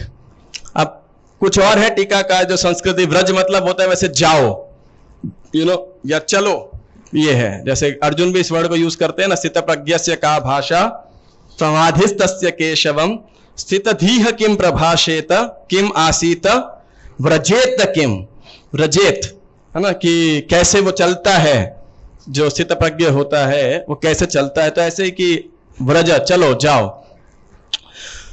तो यानी हम वो कह रहे हैं कि इस श्लोक की जो पराकाष्ठा है, मूर्तिमान स्वरूप है, किसी ने यदि अगर जिया है इस श्लोक को कंप्लीटनेस के अंदर, तो वो कौन है, ये व्रज की गोपिकाएं हैं। कैसे व्रज की गोपिकाएं हैं, सर्वधर्मान परित्यज्य। देखिए टिपिकली रूप से देखा जाए तो चैतन्य वो बता रहे थे इस बात को कि कुछ ऐसे भी लोग हैं, उन्होंने क्या किया है, इस श्लोक को थोड़ा बदल दिया, कह रहे सर्व अधर्मान परित्यज्य। भाई कृष्ण तो धर्म की स्थापना करने के लिए आए, तो कृष्ण कैसे बोल सकते हैं सारे धर्मों को छोड़ दो, सच बात है कि नहीं। उनका लॉजिक ये है, तो उन्होंने एक किसी व्यक्ति ने, टीकाकार तो नहीं कह सकते उसको, अपना एक ऐसा प्रचलन दिया कि ये श्लोक में कालांतर, काल के प्रभाव से पाठांतर करते करते ये एक मिस्टेक हो गया है, तो इसलिए सर्व अधर्मान परित्यज्य, कि भाई सारे अधर्मों को त्याग कर मेरी शरण में आ जाओ, क्योंकि कृष्ण तो पहले लिखे धर्म संस्थापनार्थाय, लेकिन ये गलत है, ठीक है कि नहीं, ये तो ऐसा भगवान का मत नहीं है। यहां कृष्ण क्या बोल रहे हैं, कृष्ण ये है अधर्म को भी छोड़ दो, और क्या छोड़ दो, सारे धर्म को भी छोड़ दो। धर्म का परिभाषा क्या है यहां पर, ये है जो सामाजिक रीति रिवाज हैं बेसिकली, या जो मतलब नॉर्मली हम नहीं कह रहे कि हम अपने वर्णाश्रम ड्यूटी को या अपने जो भी देह के अनुसार या कुछ भी हमको प्राप्त हुआ है।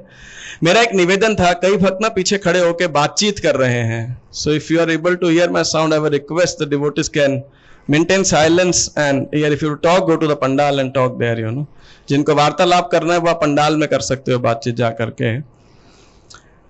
तो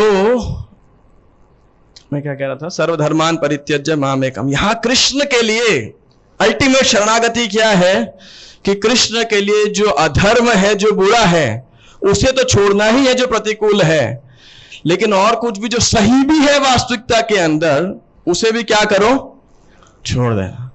अब ये तो बड़ा मुश्किल है, और बड़ा पहले तो अचिंत्य ही है, क्या ही छोड़ना है और क्या ही स्वीकार करना है। लेकिन इसके मूर्तिमान स्वरूप कौन है, वो है गोपियां।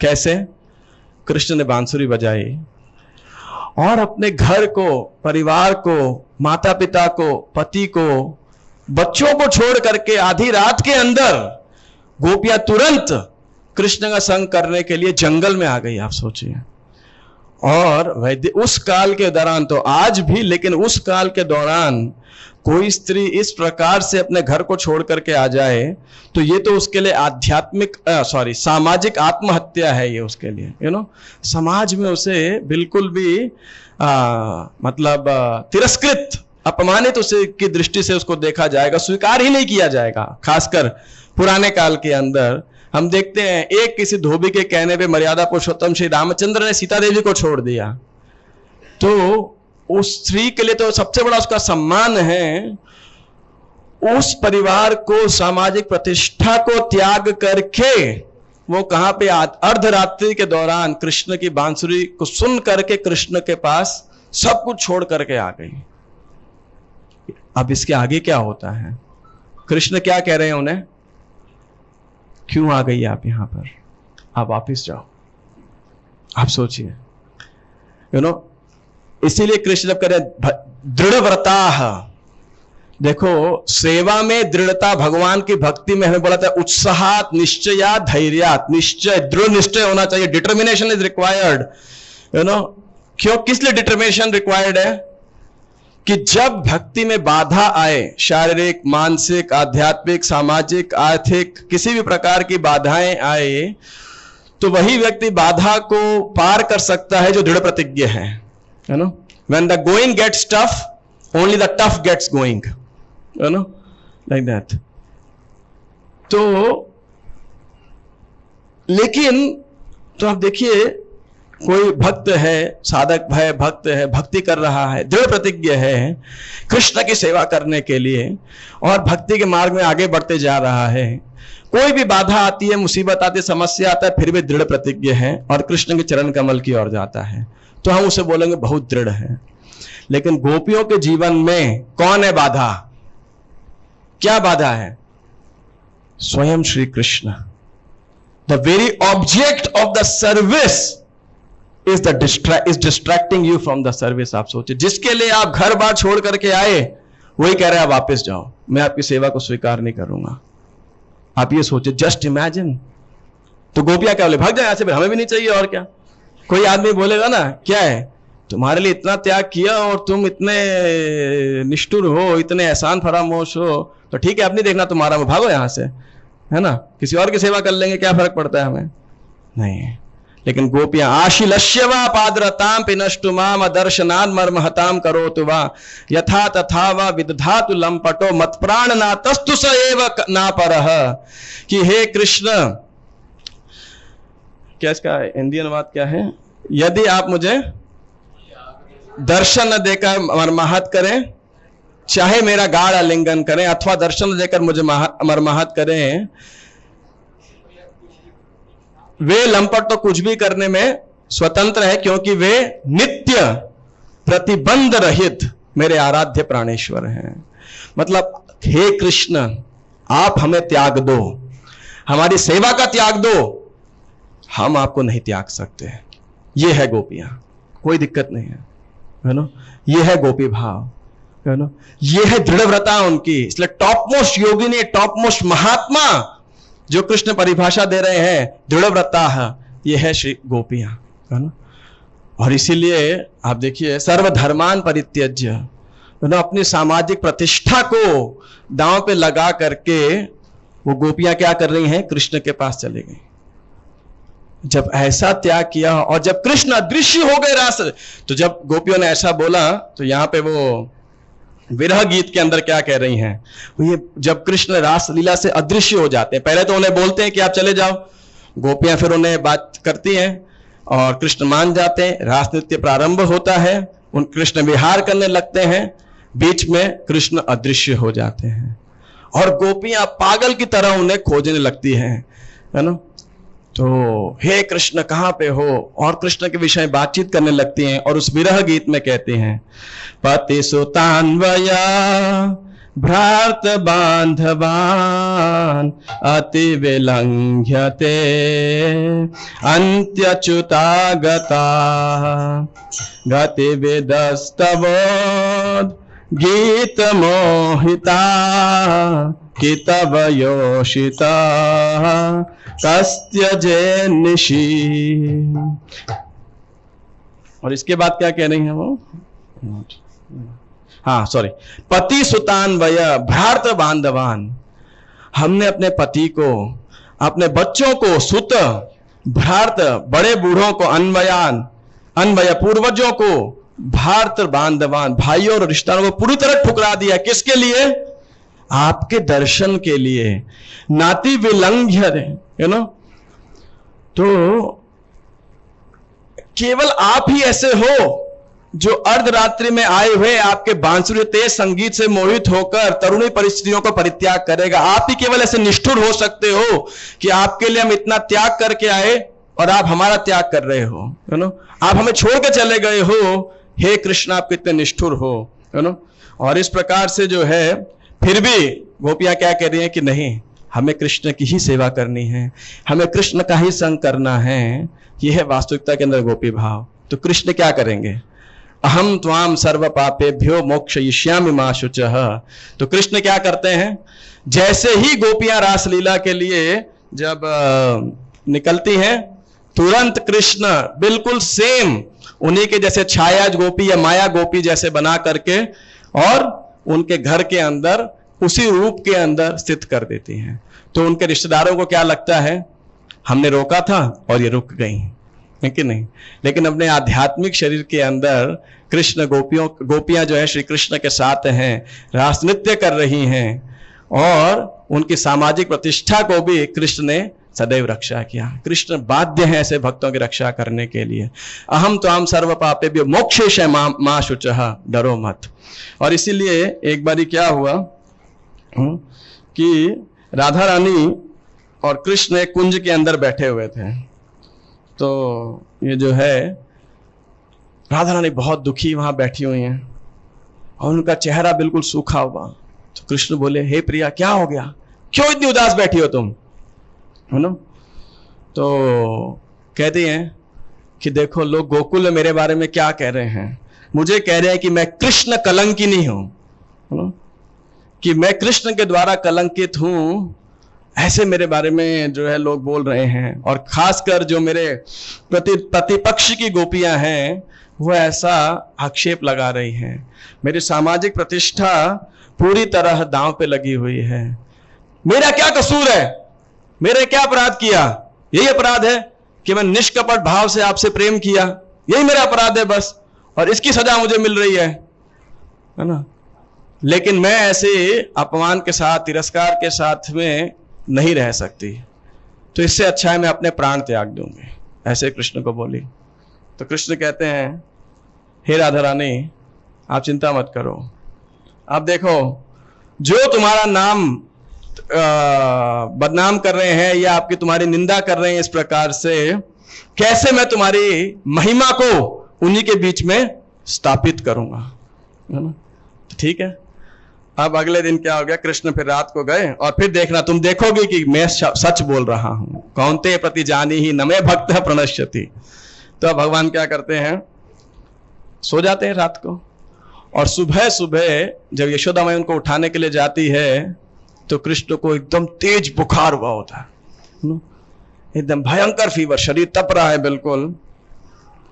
तो यशोदा माई ने जैसे उसको स्पर्श किया, देखा अरे तो बुखार में तप रहा है, इतना गर्म शरीर।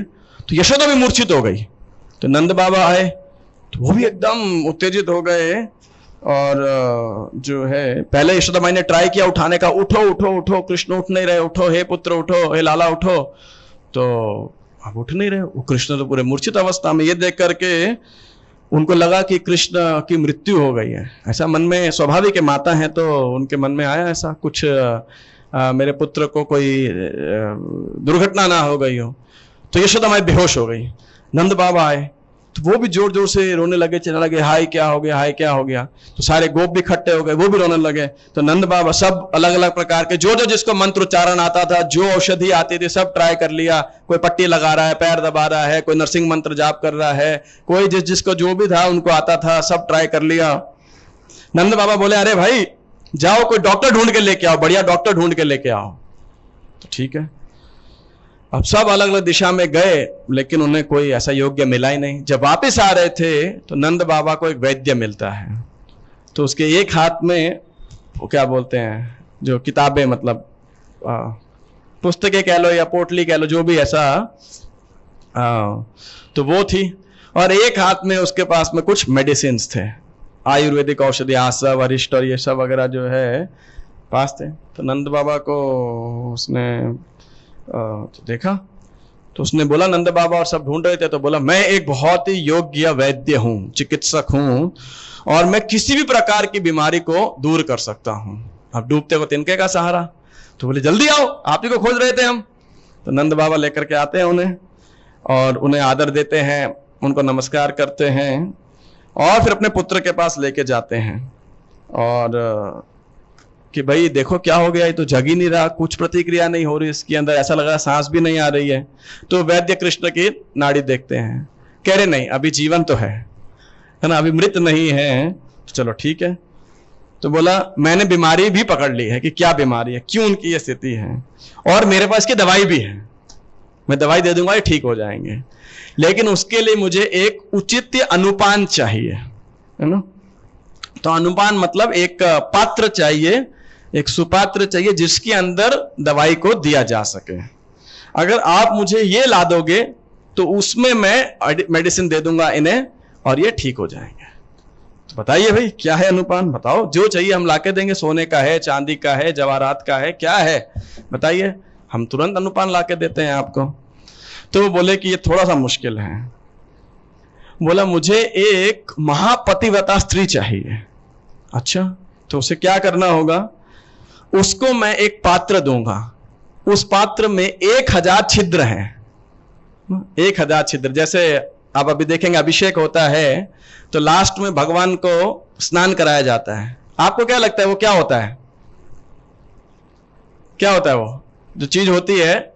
आप उसको छलनी समझते हैं, लेकिन वो छलनी नहीं होती है, वो सहस्त्र धारा बोला जाता है उसे।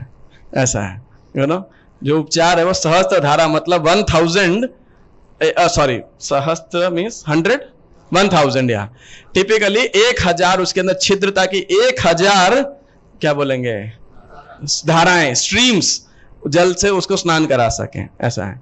और नहीं तो कुछ उपयुक्त पर्टिकुलर नंबर संख्या रहती है, उतने संख्या के 108 ऐसे कुछ छिद्र रहते हैं जो हमने भी बनाया है। तो उसमें सभी ऑस्पिशियस, वो चांदी का है पूरा, वो उसमें सारे ऑस्पिशियस मार्क्स हैं और जितने छिद्र होने चाहिए, जिस पर्टिकुलर शेप में होने चाहिए, उसी प्रकार से हमने भी इसे, जो हमारा सहस्त्र धारा है। तो अब ये मत छलनी से स्नान करा रहे हैं, कभी ऐसा मत सोचिएगा, है ना। तो सहस्त्र धारा, तो उन्होंने बोला कि ऐसे मैं एक बर्तन दूंगा, मतलब लिटरली सहस्त्र धारा दूंगा। अब आप उसमें पानी डालोगे, टिकेगा कभी? तो यमुना जी से उस पतिव्रता स्त्री होगी तो भी उसमें शक्ति होगी। जब वो ऐसे यमुना उस पात्र में पानी लेकर के आ पाएगी, है ना, तभी ऐसा होगा, है ना। और उसमें भी क्या करना, यमुना के बीच से लेके आना है। तो यमुना के बीच में कैसे जाएंगी?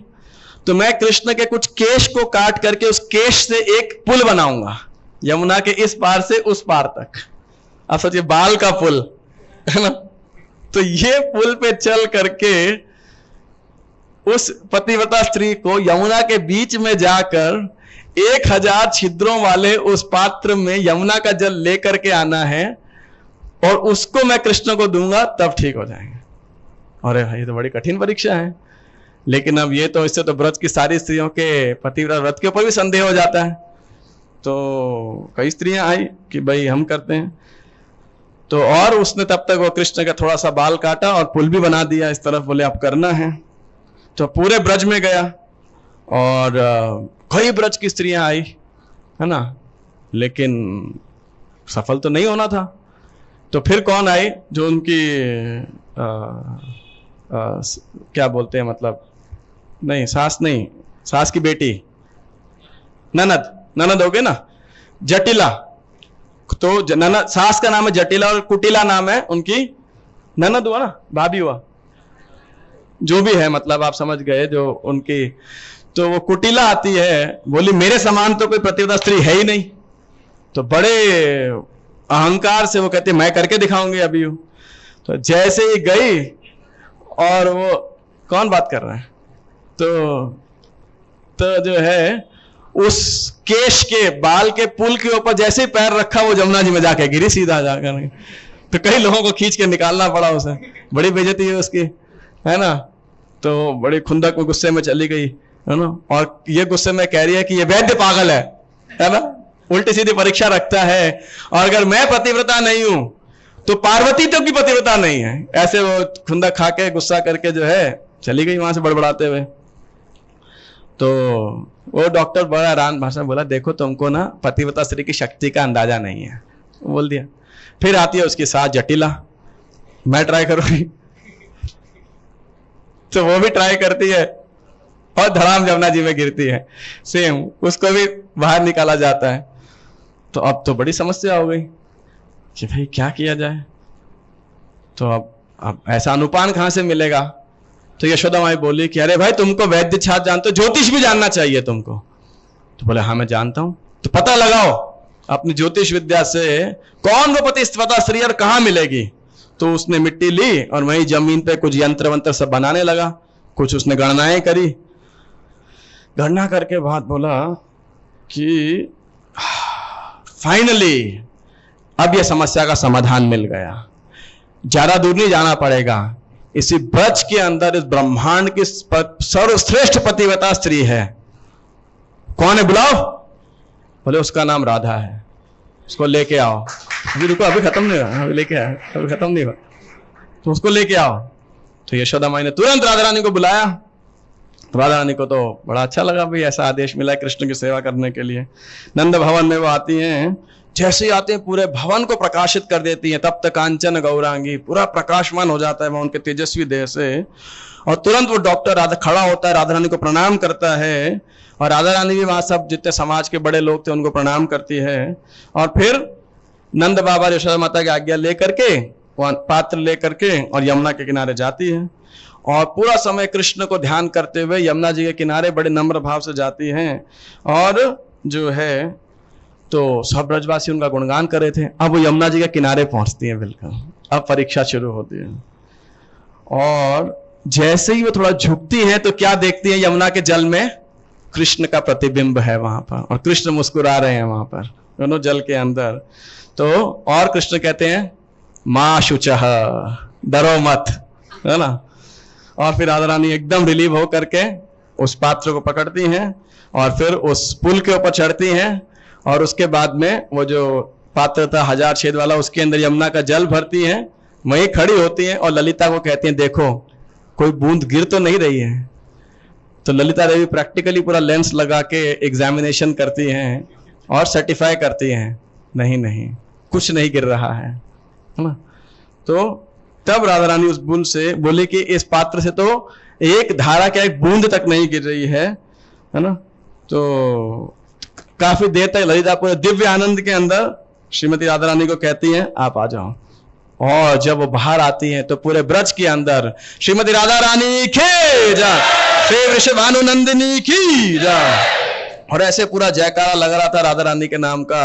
और तब वो नंद भवन में उस जल को लेकर के आती हैं और फिर जो है तो डॉक्टर को देती हैं, अब करो जो करना है ना।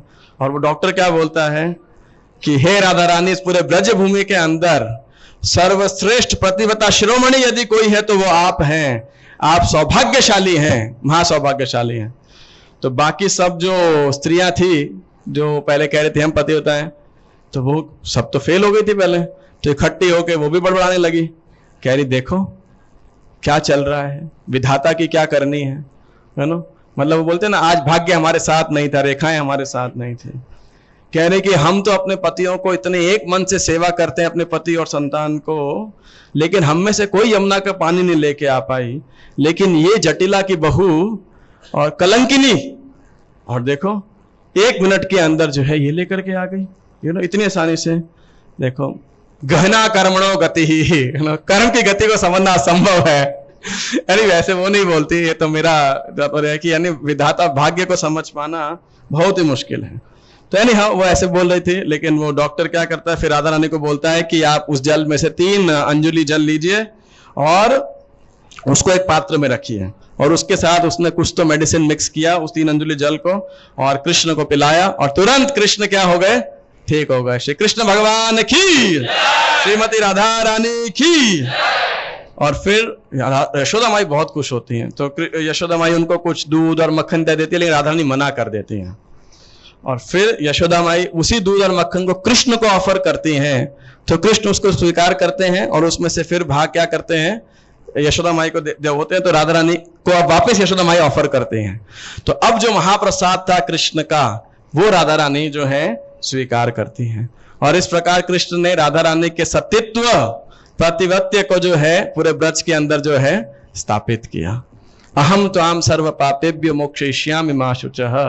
कृष्ण तो इसीलिए इस श्लोक जो है को वास्तविकता के अंदर जो इसको पराकाष्ठा है, आप सोच करके देखिए, अर्धरात्रि के अंदर आप अपना सब कुछ छोड़ करके पास जाएं और कृष्ण ही आपको मना कर दें आपको स्वीकार करने के लिए, उसके बाद भी कोई यदि उस सेवा को करने के लिए कृष्ण से आसक्त रहे, ये है सर्वधर्मान परित्यज्य in its top most form lived by gopis and especially Shrimati Radha रानी।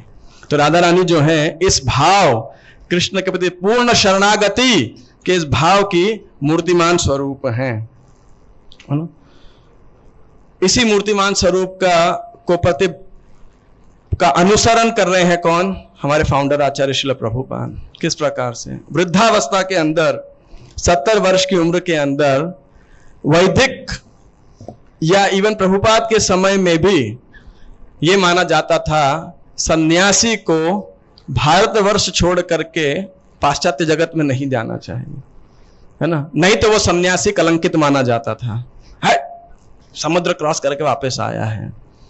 लेकिन सरस्वती ठाकुर और श्रील प्रभुपाद वो गोपियों के अनुगत्य हैं, अधर्म और धर्म, कृष्ण के लिए कुछ भी छोड़ना होगा छोड़ देंगे उसे, है ना। ये थे श्रील प्रभुपाद।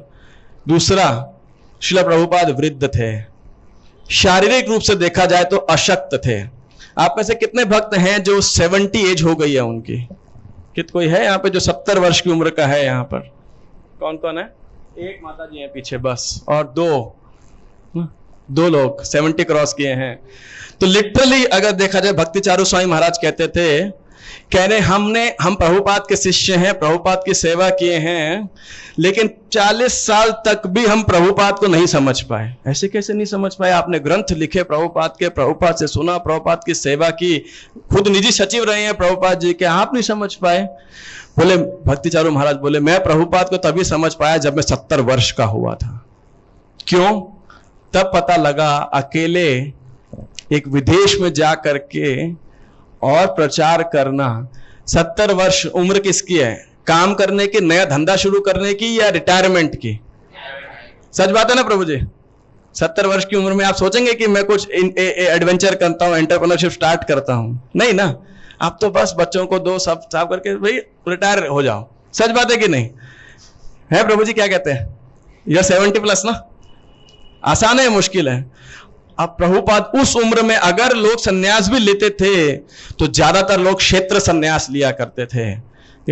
मायापुर, प्रयाग, वृंदावन, मथुरा, काशी, या ऐसी जो जिसका संप्रदाय है कि हम ऐसे पवित्र स्थान पे जा करके भजन करेंगे, क्षेत्र सन्यास लिया करते थे। धाम में जाकर के अपने जीवन के अंतिम क्षणों को हम वहां पे परफेक्ट बनाएंगे। प्रभुपाद ने वेदों की आज्ञा का तो छोड़ो, क्षेत्र सन्यास लिया।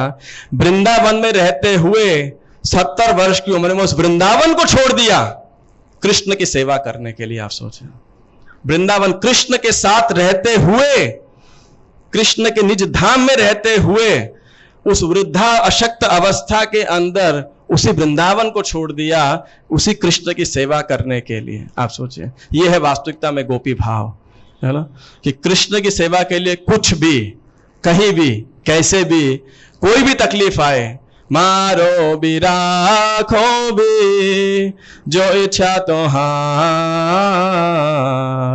नित्य दास प्रति तुवा अधिकार, है ना। तो आप देखिए, और इसीलिए कृष्ण के लिए मैं कह रहा हूं, वैदिक आदेशों को, अपने कंफर्ट को, इवन आध्यात्मिक सिद्धियों को भी छोड़ करके प्रभुपाद, आप सोचिए उस नर्क में, बॉवरी स्ट्रीट के अंदर, आप सोचिए, जहां निकल करके प्रभुपाद के रूम के बाहर, कमरे के बाहर कौन पड़े हुए हैं? मदोन्मत्त हिप्पी पड़े हुए, नशे में धुत गिरे पड़े हैं, वहीं पर ही वो अपने कपड़ों में मूत्र विसर्जन कर रहे हैं, बड़े बड़े बाल हैं, बालों में जुएं पड़ी हैं। उस नर्क के अंदर 70 साल के गौड़ी वैष्णव सन्यासी जो है, वहां पे जाके उनको कृष्ण की भक्ति सिखला रहे हैं। आप सोचिए, है ना। यह है त्याग, यह है प्रचार की भावना, यह है करुणा, कि कैसे हम कृष्ण के इंजॉयमेंट को बढ़ा सकें, कृष्ण के आनंद को बढ़ा सकें। इसीलिए जो आह्लादनी शक्ति है श्रीमती राधा रानी, वो कृष्ण के आनंद को बढ़ाना चाहती है। और कृष्ण के आनंद को बढ़ाने के लिए क्या तरीका है? गोपियों की संख्या को बढ़ाओ। जब गोपियां ज्यादा होंगी, कृष्ण का आनंद बढ़ेगा। और इसीलिए ये जो प्रचार का भाव है, जो सरस्वती ठाकुर, भक्ति विनोद ठाकुर और श्रील प्रभुपाद ने विशेषकर इस संस्था के अंदर, इस संप्रदाय के अंदर स्थापित किया, वो क्या है? प्रीचिंग इज द एसेंस, प्रचार ही सार है। पुस्तक वितरण निकुंज भाव है। प्रभुपाद जी कहते थे यही राधा कृष्ण की निकुंज लीला है। पुस्तक वितरण करते करते आप राधा कृष्ण की निकुंज लीला में प्रवेश करते जाएंगे, क्योंकि ये भाव है कैसे हम कृष्ण के आनंद को बढ़ाएं, कैसे कृष्ण के भक्तों की संख्या को बढ़ाएं। और इसीलिए जो गोष्ठानंदी प्रचारक होता है वो यही सोचता है। इसे, और इस प्रकार से राधा रानी के इस भाव को हमारे आचार्य गणों ने जो है हमारे संप्रदाय के अंदर किया है। और स्वयं श्री कृष्ण राधा रानी के भाव में आए, किस रूप में? श्री चैतन्य महाप्रभु। और हम भारतीयों को आज्ञा दिए, भारत भूमि ते हईले मनुष्य जन्म जात, जन्म सार्थक करी कर परोपकार। तो राधाष्टमी में देखा जाए तो स्वयं राधा रानी का ये आदेश है। भारतवर्ष में कितने लोग जन्म लिए यहां बैठे हैं? जो आप में से कितने लोग भारत में जन्म लिया था? और मनुष्य योनि भी है आपके पास में।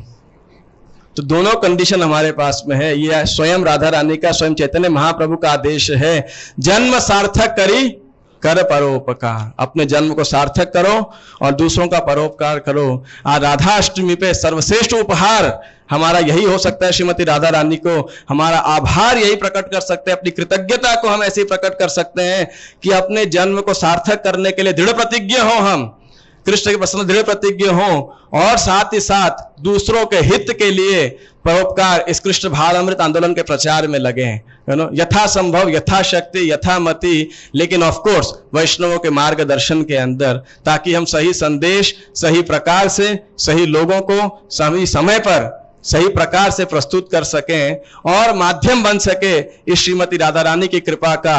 श्रील प्रभुपाद जी के और हमारी गुरु परंपरा के माध्यम से जो हमको प्राप्त हो रही है उसको हम स्वीकार कर सकें और दूसरों को पहुंचा सकें। और इसीलिए मैं एक अनाउंसमेंट करना चाहता हूं भक्तों के लिए, उसके बाद कोई प्रश्न टिप्पणी करेक्शन कुछ होगा तो आप कर सकते हैं, कि आज ही के दिन श्री सुखदेव गोस्वामी ने श्रीमद् भागवतम बोलना शुरू किया था। किसको? महाराज परीक्षित को। और भाद्र पूर्णिमा, आज अष्टमी है, पूर्णिमा के दिन महाराज परीक्षित ये भागवतम का समापन हुआ था। और महाराज परीक्षित तक्षक के द्वारा जो है तक्षक सब के द्वारा डसे गए थे और भगवत प्राप्त किया था। तो जैसा कि जानते हैं इस्कॉन के अंदर इस बात को, पुस्तक वितरण को हम बल देते हैं। तो आप सब भक्तों को मैं याद दिलाना चाहूंगा, मैं 1.5 महीने पहले भी इस बात को बोला था कि आप सब भक्त पूरा प्रयास कीजिए। वैसे तो पूरा साल हमें करना चाहिए, लेकिन 8 अक्टूबर तक इस भाद्र पूर्णिमा मैराथन को ऑफिशियली रखा गया है। और उसके बाद भी आप जो करेंगे, मैराथन स्कोर भी हम काउंट करेंगे। आप सबसे विनती है, सारे पंजाबी बाग के भक्तों से कम नहीं तो एक भागवतम सेट बांटने का तो जरूर आप निर्णय लीजिए। मेरे हिसाब से ये ज्यादा मुश्किल टारगेट नहीं है। ऐसे तो हम किसी को टारगेट नहीं दे रहे, हम अभी प्लेजिंग भी नहीं करा रहे किसी प्रकार से, लेकिन जो संभव हो आपके लिए आप पूरा प्रयास कीजिए। आज भी कीजिए, आगे वाले समय भी कीजिए, क्योंकि वो श्रीमद् भागवतम पुराण है जो प्रमाण है श्री चैतन्य महाप्रभु के द्वारा इस राधा तत्व को स्थापित करने के लिए सुखदेव गोस्वामी द्वारा बोला गया। वो रसमालयम है, वो रसिक ग्रंथ है। तो इसको हमें, अपने सौभाग्य को जो हमें प्राप्त हुआ है, दूसरों को हमें बांटना चाहिए। The more you give the more you get. जितना वितरण करोगे उतना अधिक इसमें बढ़ोतरी होती जाएगी। ये प्रेम का जो धन है जो पंच तत्व ने श्री चैतन्य महाप्रभु के रूप में हमें आके प्रदान किया है, जितना आप लूटोगे, जितना बांटोगे, उतना अधिक ये और बढ़ता जाएगा, बढ़ता जाएगा और बढ़ता जाएगा। इसीलिए हमें कृपण नहीं होना चाहिए, कंजूस नहीं होना चाहिए। श्रीमती राधा रानी की। जस्ट टू समराइज, मैंने क्या डिस्कस किया, तो कि बहुत सारे विषय डिस्कस किए थे कि राधा रानी के तत्व को और उनके राधा रानी के व्यक्तित्व को, Radha Rani as a person, Radha Rani as a in principle जो है। 5 मिनट अगर बैठ सके, भक्त बैठ सके तो अच्छा रहेगा, जस्ट इन केस अगर कुछ उन्हें साइड से निकल रही है, so that because I haven't made so many big notes, it's all. तो स्टार्टिंग में ये चर्चा किया था कि क्यों राधा रानी के विषय के को समझ पाना इतना कठिन है, जटिल है, और उनके विषय में हम देखते हैं पुराने मंदिर इत्यादि या इस विधि का प्रचलन नहीं किया जाता, क्योंकि लोगों को भी क्या, कृष्ण को भी समझना पड़ता है इसे, और लोग इसे गलत समझते हैं। परम सत्य को समझना मुश्किल, और परम सत्य की प्रेम व्यवहार को समझ पाना तो और भी अधिक मुश्किल है।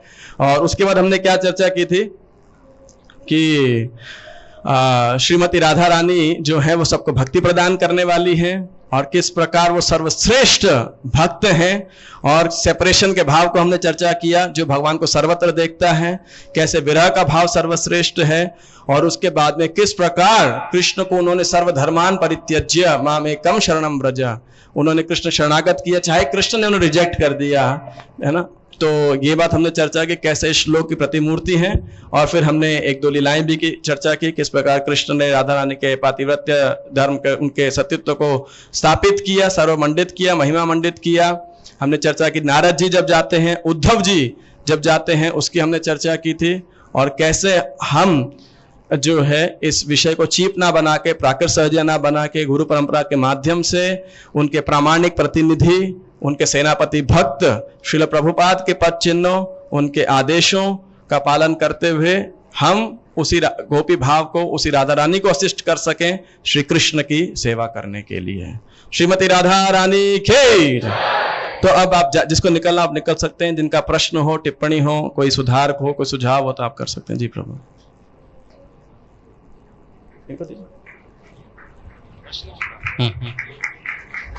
बोलिए बोलिए।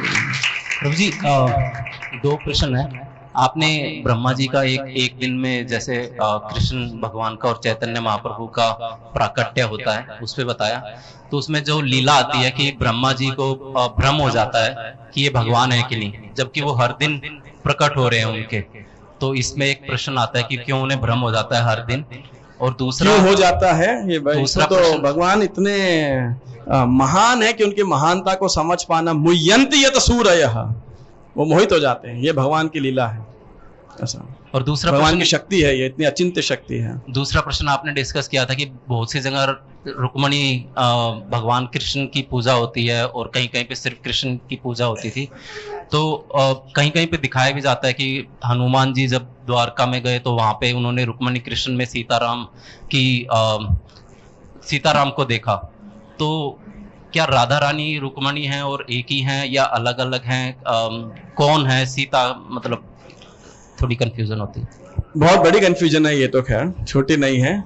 फिर भी जितने भी गोपीगण हैं, महिषीगण हैं कृष्ण की, ये सब राधा रानी के ही एक्सपेंशन बताए गए हैं। इसका और डिटेल विदग्ध नहीं, ललित माधव नामक ग्रंथ में रूप गोस्वामी बताते हैं। ललित माधव, विदग्ध माधव, दोनों में से किसी एक ग्रंथ में वो बहुत डिटेल के अंदर बताते हैं कैसे द्वारका में एक नव वृंदावन, इस विषय में भी बताते हैं। मेरी समझ के बाहर था, प्रयास तो किया मैंने, तो मैंने उस विषय को बीच में छोड़ दिया, ना बोला और ना जो है मेरे को समझ आ गया कि मेरी बुद्धि के परे है। लेकिन जो अगर टिपिकली बोला जाए तो राधा रानी का जो विस्तार है या एक्सपेंशन है द्वारका लीला के अंदर वो है सत्यभामा, और जो चंद्रावली का विस्तार है वो है रुक्मिणी देवी। ऐसा है, यू नो। मैं बहुत ही ग्रॉस और बहुत ही स्थूल तरीके से बता रहा हूं। ऐसे तो चंद्रावली भी राधा रानी का ही एक्सपेंशन है ऐसे तो, लेकिन फिर भी उसका जो ये रूप है सत्यभामा के रूप में है, और इसीलिए राधा रानी भूदेवी हैं, और ये भी उनका एक्सपेंशन है भूदेवी, और चंद्रावली का एक्सपेंशन है श्रीदेवी। इस प्रकार से तो ये मूलभूत संक्षेप में बस इतना ही, तो जितनी मेरी समझ है उतना बता। तो इसमें और डिटेल ये बता सकता हूँ, निश्चित रूप से हमारे आचार्यों ने अवश्य प्रदान किया है। हरे कृष्णा प्रभु जी। प्रभु जी, जैसा आपने बताया कि सतयुग के फेलियर द्वापर में आए, त्रेता में आए, त्रेता वाले द्वापर में, और द्वापर के कलयुग में। अब क्या सभी पास हो जाएंगे या इसके बाद भी? तो फिर अगले सतयुग में तो पेपर देना ही नहीं, कोई बचेगा ही नहीं कोई। इसीलिए जो जो इस चैतन्य महाप्रभु कृपा का फायदा उठाएगा, जिस पे अहेतु कृपा होगी, वो अवश्य पास हो जाएगा। ऐसा लेकिन बारिश आती रहे और आप छतरी लगा के रेनकोट पहन के बैनर बोले मैं भीगा नहीं, हाय भीगा नहीं, हाय भीगा नहीं, तो क्या करेंगे? कृपा की बौछार तो हो ही रही है, लेकिन हमें अहंकार की छतरी को हटाना पड़ेगा, नम्रता के वस्त्र को लेना पड़ेगा, स्वीकार करना पड़ेगा, तब उस कृपा से हम आप्लावित होंगे। चैतन्य जन पूछे